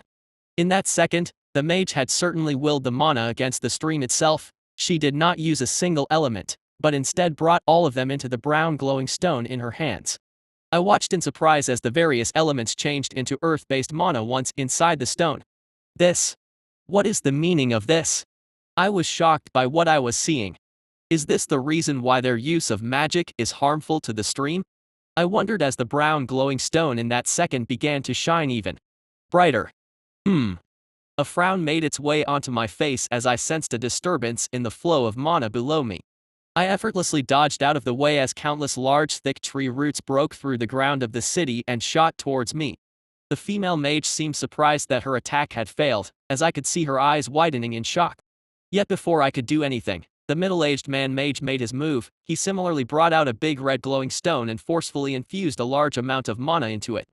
My frown deepened. The me of now was no longer the same as I was 5 years ago. The naming ceremony had enhanced my body and my connection to the stream of mana. It was incompatible with what it was before.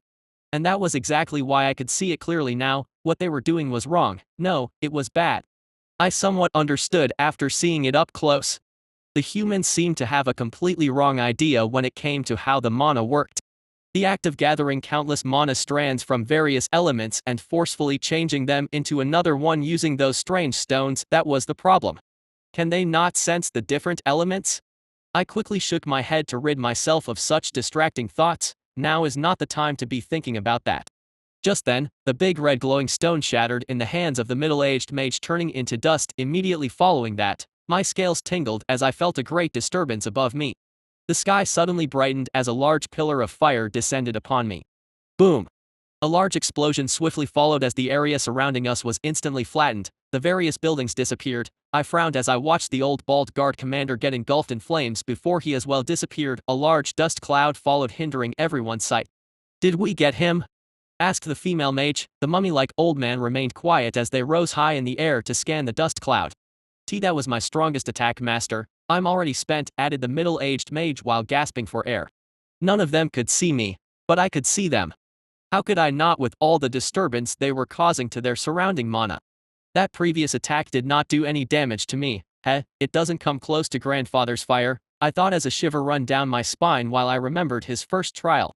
With a mighty flap of my wings, I instantly lunged forward, breaking through the dust cloud and aimed at the old mummy-like old man. He was the only one left that hasn't attacked yet, and if my intuition was right, he was also the strongest out of them, hence why I aimed to take him out first. The old man reacted late by a mere millisecond as another large brown glowing stone broke in his hands. Giant tree roots bigger than what the female mage managed to summon appeared to stop me. I brandished my claws and easily cut through them, instantly appearing before the old man. His eyes were wide open in shock as he panicked. "Master." Sensing the immediate danger he was in, the two apprentices cried out in despair as I cut the old man in half, his dead body falling into the ground below. "Run away, Egna. We have already bought enough time for everyone," yelled the middle-aged mage as he turned tail to flee. That, however, was his mistake. With his back turned to me, a water bullet rapidly pierced his heart. He lowered his head and glanced at his open chest with unwillingness before he also fell helplessly to the ground below. "That's two. Now then, where's the other one?" I turned around just in time as Egna lunged towards me with eyes full of rage, a glowing sword in her hands. "How dare you! You monster!" she screamed while clumsily swinging her sword. Down. She must have picked it up from one of the dead guards. It was obvious that she had never used a blade before, as her strike was awkward. I merely flicked my claw, sending the blade flying from her hand, and then swiftly grabbed her with my other one as I brought her closer to my face. To my surprise, she didn't show any signs of fear whatsoever and instead stared at me with defiance and hatred. This caused me to frown before I sent a water bullet between her eyes, instantly ending her life. "TSK ruined my mood," I grumbled as I turned to glance at the scene of destruction I have left behind. The city was already done for. The guards were dead, the mages were dead, the people were dead. It was a massacre. Seeing that scene was as if a veil had been lifted from my eyes as my mood quickly soured. For some reason, Ina's hateful glare reminded me of Little Brown back in my naming ceremony. Is that how I look like to the humans? I wondered, a sigh escaping my mouth. Chapter 85, The Capital of Pia. Leaving the collapsed city behind, I flapped my wings and rose higher into the sky beyond the clouds to where I sensed my father's presence at. Surprisingly, he seemed to be standing on the air itself as he watched me approach. Once in front of him, I lowered my head in respect and spoke. "It has been done, Father. Nord has been destroyed," I said in a respectful tone. Father nodded in reply with a satisfied expression on his face before he asked, "You seem troubled, Ether. Speak, what is on your mind?" I was momentarily surprised by his question. Is it really that obvious? I wondered before I quickly lowered my head once again and answered. I am merely disappointed in myself, Father, for I failed to control my emotions and began to enjoy the unwarranted carnage. Father nodded in understanding before he continued. There is nothing wrong with that, though you must always keep a steady head on your shoulders. It does not matter if you enjoy the fighting or not. What matters is not letting yourself be influenced by it. Remember this, Ether, there are only 3 important things for a dragon: balance, our family, and the king. Anything else does not matter. I could feel my father's mana forming a huge hand as he used it to gently pat my head with a rare soft expression on his face. So, even if the world itself is against you, you can always rest assured that we will always stand behind you, he said, causing my eyes to widen in shock at his sudden declaration. Father didn't give me enough time to reply before he flapped his wings and flew forward. I remained hovering in the air for a few seconds as I watched his giant figure soar through the sky, my heart completely calm and steady. I felt safe as all of my previous worries were washed away. My mouth curved upwards, forming a wide smile on my face as I rushed to follow my father. That's right, I'm not alone, I have them, I thought as my sibling's figure flashed before my eyes. Let's just get this trial over with, I already miss home. Minus. It has been 2 days since I destroyed Nort. During that time, I had also managed to eradicate another large-sized city with almost no resistance at all. It appeared as if they were already aware of the news regarding my previous attack, and so most if not all of the citizens had already evacuated before I even arrived. The ones that stayed behind were a small minority of city guards, while surprisingly no mages remained. This meant that city had no magic shield protecting it, and to not waste any time, a single dragon's breath was all it took for me to completely obliterate the large city. After that disappointing raid, all of the other cities I visited were already deserted. This meant that I only had to destroy empty buildings and city walls. And so, now with most of the kingdom's cities already in ruins, it was time to set my gaze towards the capital, the final and perhaps the most difficult target of my rite of passage. I was currently flying alongside my father. My eyes were scanning the mountain range below with interest as the scenery changed the closer we got to the capital. The mountains seemed to grow larger. Still, they could no compare to our home, nor could they compare to the desolate mountain I was born in. Soon enough, my eyes slightly widened in surprise as an impressively massive city extended before my eyes. Enormous was an understatement. The city was standing atop giant pillars that extended from the surrounding mountain peaks, forming a plateau of sorts that supported it. Its sheer size was incomparable when it came to the destroyed Nord and Andilla. From afar, the city looked like a miniature sun with the enormous magic shield that surrounded it, causing me to frown. Even from this distance, the pressure that emitted from the city was truly impressive. So this is a human capital. Now I understand what father and grandfather meant when they said to not underestimate the humans, I inwardly noted. I was already sure that the upcoming battle would not be an easy one compared to the previous ones. It seemed like the kingdom had called back all of its army and citizens to the capital where they were planning to have their final stand. Interesting, so this is the final battle, I mumbled, feeling my heart throb in excitement. Father then flapped his large wings and rose higher in the sky. His voice reverberated in my ears as his figure disappeared behind the clouds. Good luck, Ether, he said, causing me to gulp down nervously. I scanned the capital from a distance, not daring to get too close. I thought I was still safe when I suddenly felt a disturbance in the mana stream coming from the large city. Fuck, not again, I growled in annoyance before hastily dodging 2 abnormally large spears that broke through the air, narrowly missing me. So they already know I'm here, I frowned as more spears were shot my way. I gracefully evaded their attacks and closed in on the capital. No city guards nor mages were outside of the magic shield. It seemed like they were planning to remain there while attempting to take me out using their ranged attacks.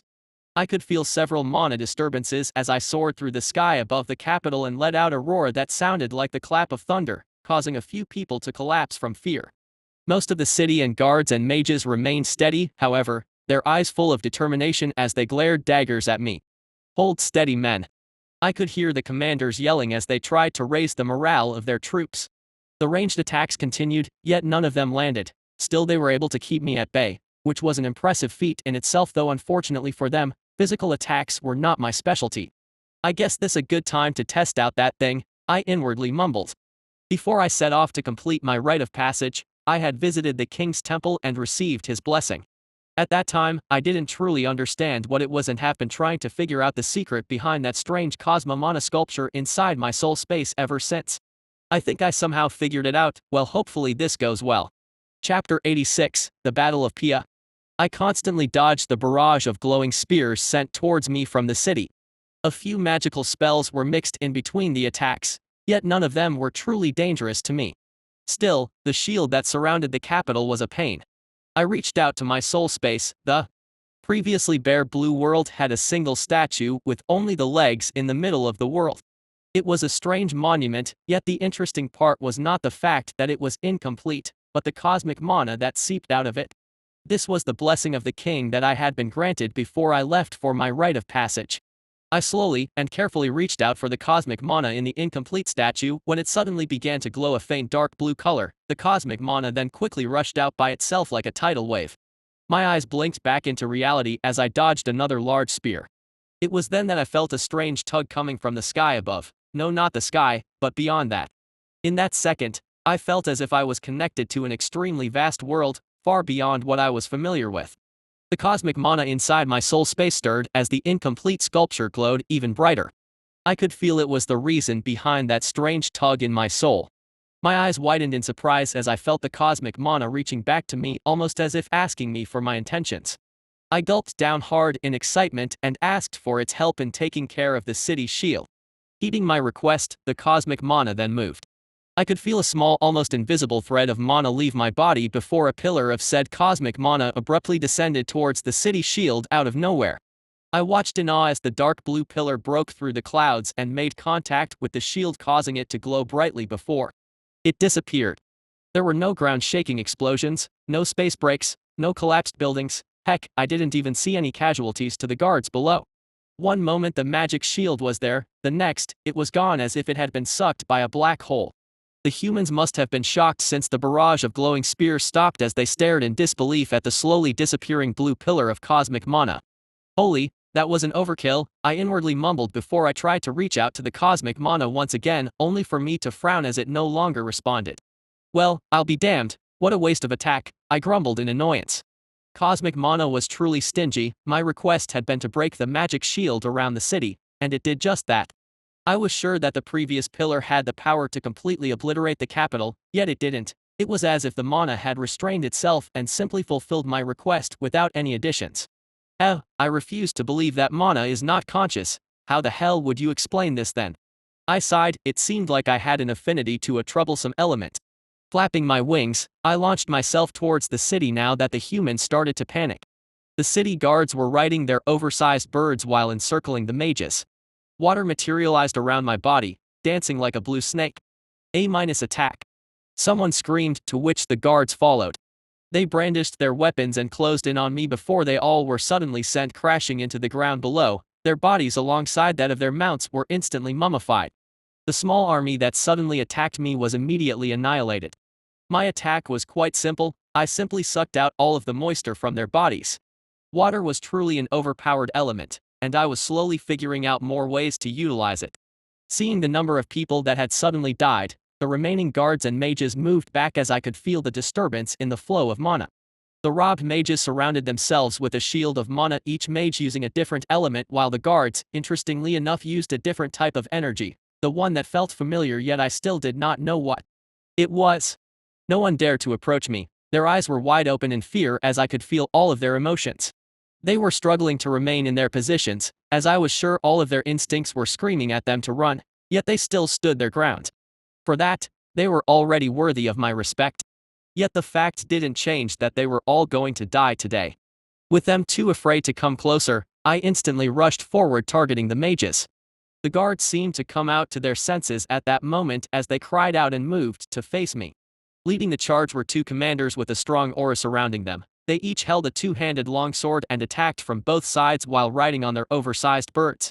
The water mana that danced around me moved to block the attack of one of them, while I slashed at the mount of the second one, causing him to be sent free, falling to the ground. To my surprise, one of the guards moved nimbly and managed to catch his commander before he landed. I didn't pay them too much heed as I moved to finish off the one whose attack was blocked using my water mana. Attempting to drown him or suck out the moisture out of his body was useless at the moment, especially since I could feel that strange power covering his body. I willed the mana, causing the temperature to drop sharply, layers of ice quickly forming around his body, causing his speed to decrease significantly. His mount seemed to have reached his limit, and he knew that.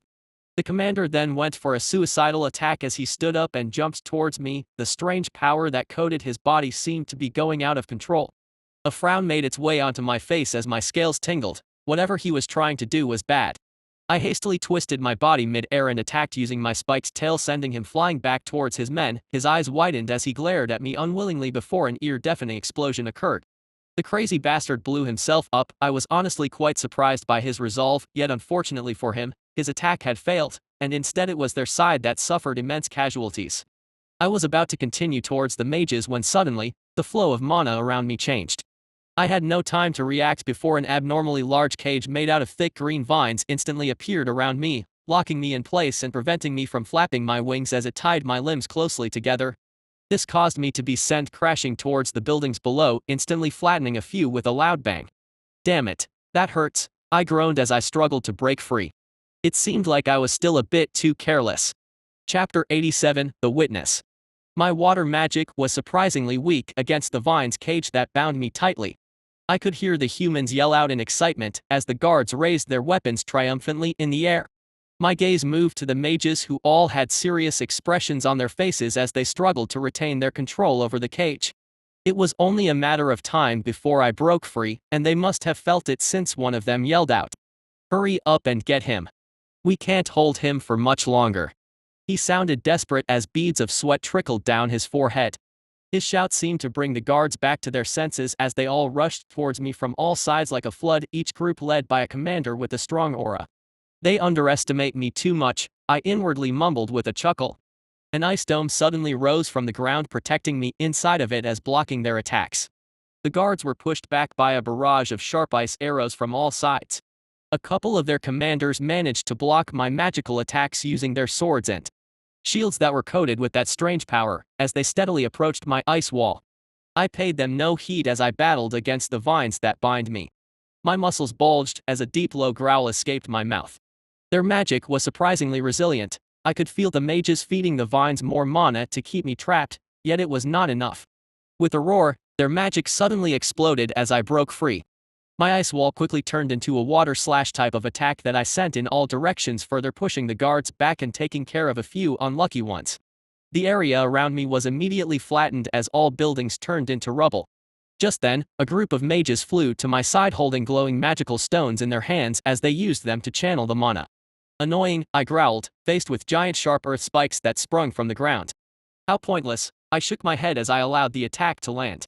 The spikes broke the second they came in touch with my scales, leaving not a scratch behind. "This is nothing when compared to Enos's magic attacks," I thought with a wide grin as I recalled his stubborn golden figure. Minus. I knew that the smart thing to do would be for me to go back home to the Rimmer Kingdom. I already caught a glimpse of a dragon's divine figure back when he destroyed Andilla. I already realized back then that this was the end for the Pia Kingdom. Even though I understood how dangerous it would be, I simply could not go back, at least not now. This was a once-in-a-lifetime chance. What if I miss it and never see that beautiful blue figure again? I already lost him once he left Andilla, and was too late for his battle in Nord. But not this time. I was aware he would eventually come for the capital. And so I waited. I didn't settle down inside the city, but instead set camp in the surrounding mountains. There I patiently waited when he suddenly appeared. He truly was everything I imagined them to be, so strong, so dignified, and so beautiful. I thought I understood the depths of a dragon's strength from his previous battle back in Andilla, but I was wrong. I was completely wrong. That dark bluish pillar that broke through the sky, almost as it splitting it in half, completely obliterating the city's shield. Seeing that attack, that was when I realized how naive I had been. From the beginning, he was merely playing with them. That blue dragon wasn't even serious. A shiver ran down my spine as my skin tingled in awe. That aura was one I had never felt before. That mana was truly one that could only belong to a being such as he. Ah, yes, this is it. This is the power that stands beyond the mortal realm. I raised my hands high as I watched the dragon rampage across the city. The small army of knights that tried to attack him simply dropped dead before they even got close.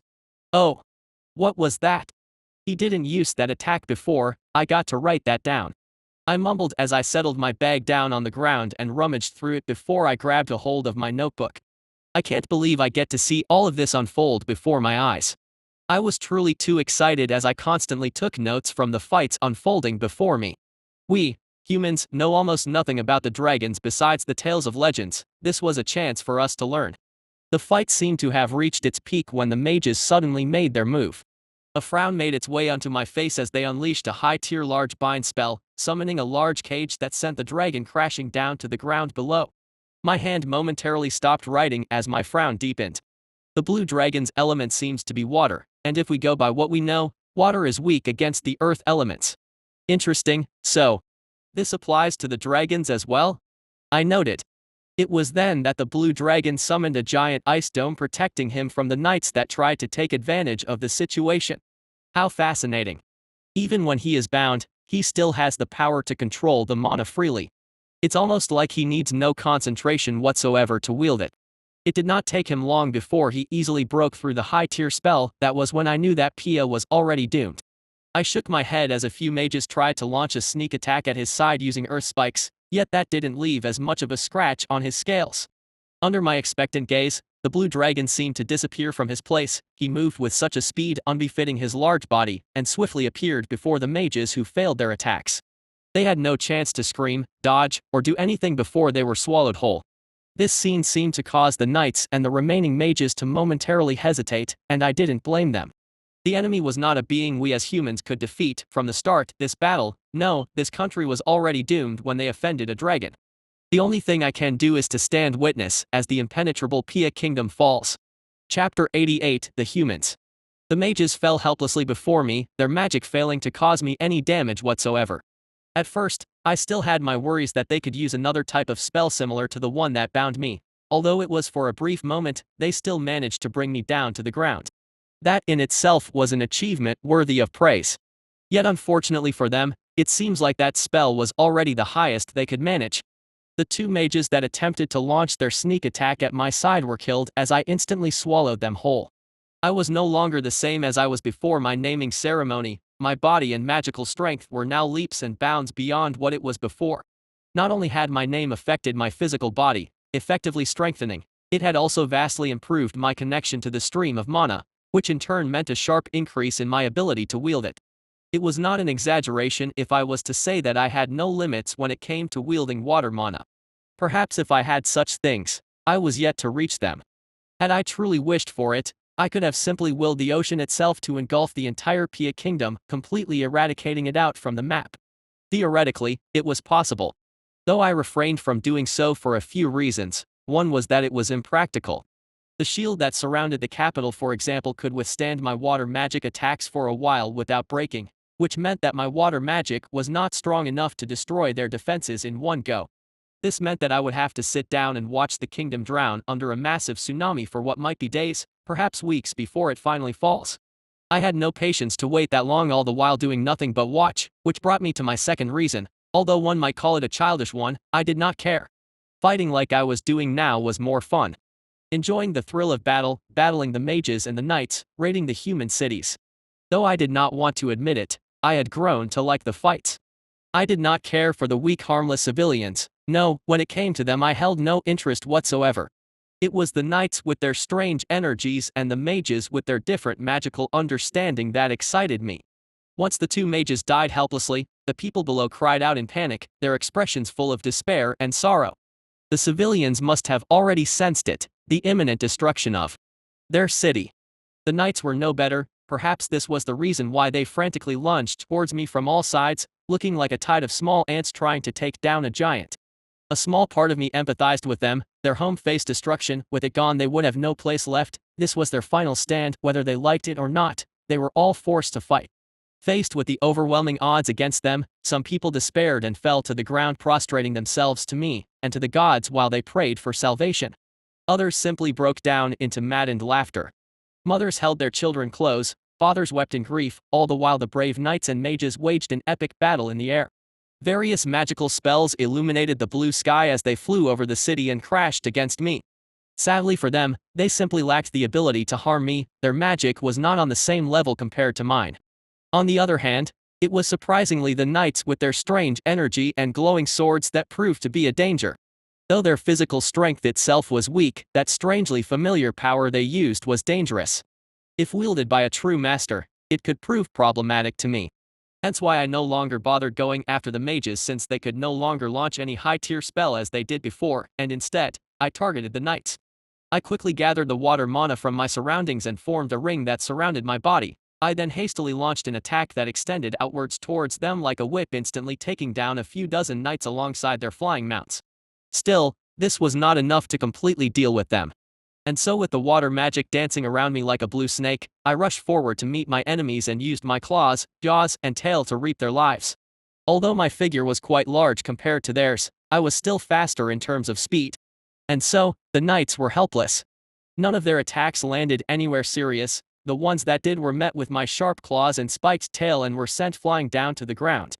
Soon, my blue scales were dyed red from the blood of the countless humans that died by my hands. Inwardly, I was quite shocked. I did not expect them to be so defiant towards the very end. Besides the small number of guards and mages that fled, the ones that stayed behind all had expressions filled with resolution. I could sense their fear, their terror as they stood face to face with me, yet they still swallowed their anxiety and lunged to their imminent doom. Truly, worthy of my respect. Though by now, their numbers had already decreased into a mere dozen. The strong army of the once impenetrable Pia kingdom, the army once covered the sky as they flew atop their large mounts, now lay dead on their capital streets. I glanced down at the scene of destruction below with complicated emotions. I was honestly conflicted. I did not know what to feel. From one side, I enjoyed my fights, I enjoyed my battles, and I did not regret what I did. On another side, they truly were pitiful. Countless lives were lost, not even knowing why. They were oh so fragile, yet still, so resilient. I almost could not believe that this was a species that posed a threat to the entire realm. That this was species that threatened to break the stream of mana itself. There is still so much that is unknown to me when it comes to their magic and to their strange power, I inwardly noted. I brought my gaze back to the last knights that formed the final resistance of the Pia kingdom. Led by both a young lady with a heroic presence and a middle-aged man with an imposing figure and towering blood lust. These two were the final commanders of the Pia knights. The mages had long since exhausted themselves, most of them laid unconscious on the ground, while others had already passed away. It's time to end this already. Chapter 89, The Survivor. My name is Sari, one of the few survivors of the Southern Sea tragedy 5 years ago when the dragons reappeared in the world, destroying the fleets of the Academy, and the current youngest female commander of the Royal Knights of Pia. At that time, I was nothing but a knight apprentice of the Academy when tragedy befell us. I lost my friend, and my companion Ari lost his lover. All by the hands of a blue dragon. I would never forget his figure, for the nightmares of that dreaded day still haunted me. I hated him with every fiber of my being. Everything after that day changed. I and Ari barely survived and were saved from the wreckage by another Academy ship that was lucky enough to not get attacked by the dragon. With the news of more than a dragon emerging to attack our fleets, the survivors hurried back, setting sail towards the Academy. I felt lost when I went back to my empty dorm room. That night, I quietly sobbed in my friend's bed while clutching her pillow. I was scared. I did not want to face that monstrosity ever again. That scene of destruction, it was not a fight, it was a massacre. We had been utterly hopeless against that dragon. The next morning, Ari was missing. He had left the Academy without saying goodbye. I could not blame him. His lover had passed away in his arms. He was more broken than I was. That day, the Academy announced that it was going to be closing its doors and that no students, teachers, or servants were allowed in or outside. Those that wanted to leave would never be able to come back again. Ari was one of those people. The news of the dragons attacking had caused waves of panic amidst the higher ranks of the Academy. The leaders were divided into two factions, the ones that wanted to flee and disband it, and the faction that wanted to stay and fight. Eventually, they came into an agreement to hold themselves inside and raise their magic shields in preparation. Although the Academy was considered to be the largest training ground for knights all across the continent, they were still no match when it came to a flock of creatures from the legends, the dragons. And so the next day, the skull heads of the previously slain dragons that decorated the walls of the Academy for more than a century were brought down. None of us students knew what they intended to do with them, but still, we all had an inkling of what was their aim. After all was done, they were still afraid of further offending the dragons. We were been slaughtered like pigs, countless brave men losing their lives, my friend included, but still, they were still hoping to salvage the situation. This enraged me. I remember being so disappointed. I once held immense pride in joining the Academy. It was the dream of countless youths since graduating from it guaranteed you a high rank in the military of any country. Still, that academy I was so proud of was acting helplessly in front of the threat of dragons. The following 3 years were spent in complete isolation from the outer world. We remained inside the academy walls, never quite leaving the island before finally, they seemed to have had enough. I was supposed to have graduated on that accursed day. That sea expedition was supposed to have been our graduation ceremony, yet it ended in tragedy. Still, I didn't leave the academy with Ari. I did not want to admit it, but I was afraid. Though I may have silently cursed at the higher-ups for their inactivity, and how they stayed their hands even when countless people died, in reality, I was no different from them. A coward. Still, by the end of the 3rd year, the academy opened back its gates and I was free to leave or stay behind as an instructor. Gathering whatever courage I had, I left and made my way to the Pia Kingdom, my birthplace. As an orphan, I had no family to go back to, no friends, nothing, and so I devoted myself to the kingdom and joined the army. Being a graduate of the academy, getting in was easy. Still, I dared not slack off in my training, for I knew that one day, those dreaded blue scales and golden eyes will come back, and I had to be ready for it. And that day was today. As I stood atop my ashving, blade drawn in my hand, I was once again standing face to face with those cursed golden reptile eyes. The Royal Knight's Vice Captain Krex was by my side, his bloodlust towering into the sky as we faced off against our mortal enemy. All of the other commanders had already died, the captain was no exception, the mages were useless. The king has no one left to protect him, but that did not matter anymore. I glanced at Krex, who gave me a solemn nod. We did not need to say anything yet, already understood each other. The kingdom was doomed. The nobles, merchants, and commoners who could get their hands on an ashving were already fleeing the city. Yet countless despairing people remained. The once glorious capital was ruined with collapsed buildings, the roads were dyed red, countless corpses littered all over the place. Seeing all that was as if I was reliving the nightmare 5 years ago. Though this time it was my home the dragon came after. I was strangely calm now that it finally came to this. All these years I had lived in constant fear, my eyes scanning the sky every day thinking it would be my last. But now, I was relieved, it was finally going to be over. Taking a deep breath, I willed my energy to cover my long sword, causing it to glow brightly. Krex suddenly spoke by my side. "Sorry. I'll give you one chance, be sure to take it," he said, to which I resolutely nodded. There was no use in stopping him. I already knew that he was planning to sacrifice himself to create an opportunity for me, yet that was our only choice. I did not hold any hope in me surviving past this day. The only thing I wished for was my blade to reach those blue scales. Lunging forward, Krex led the way, his sword glowing like a miniature sun as he rushed towards the blue dragon. He narrowly avoided a claw strike that almost decapitated him and parried another, causing him to cough blood staining his armor red, yet with no regard to his safety, Krex continued trying to close the distance. The dragon seemed to have had enough. Seeing how 2 of his strikes were avoided, his arm moved with an abnormal speed, faster than it had before, and tightly grasped Krex in it. The ashving falling to the ground below, dead. The blue dragon glared at Krex, who still defiantly held into his glowing swords. I watched on with tears in my eyes as I realized what he was trying to do. The sword continued glowing brighter and brighter. The dragon must have sensed that something was wrong, yet it was already too late. Krex alongside his sword exploded with a bang in the dragon's, causing a large dust cloud to rise. I was especially waiting for that moment and immediately made my move, breaking through the cloud. I hastily jumped off my ashving, my sword glowing as I hacked at the giant dragon head that suddenly appeared before me. "Die!" I yelled. The dragon's eyes momentarily widened as he tilted his head to the side, narrowly avoiding a fatal blow, yet my sword still managed to slash at the side of his chin, drawing blood, though that was it. So you do bleed like the rest of us, you damn monster," I bitterly chucked as I crashed into the collapsed buildings below. The world quickly turned dark. Chapter 90, The Fall of a Kingdom. She cut me.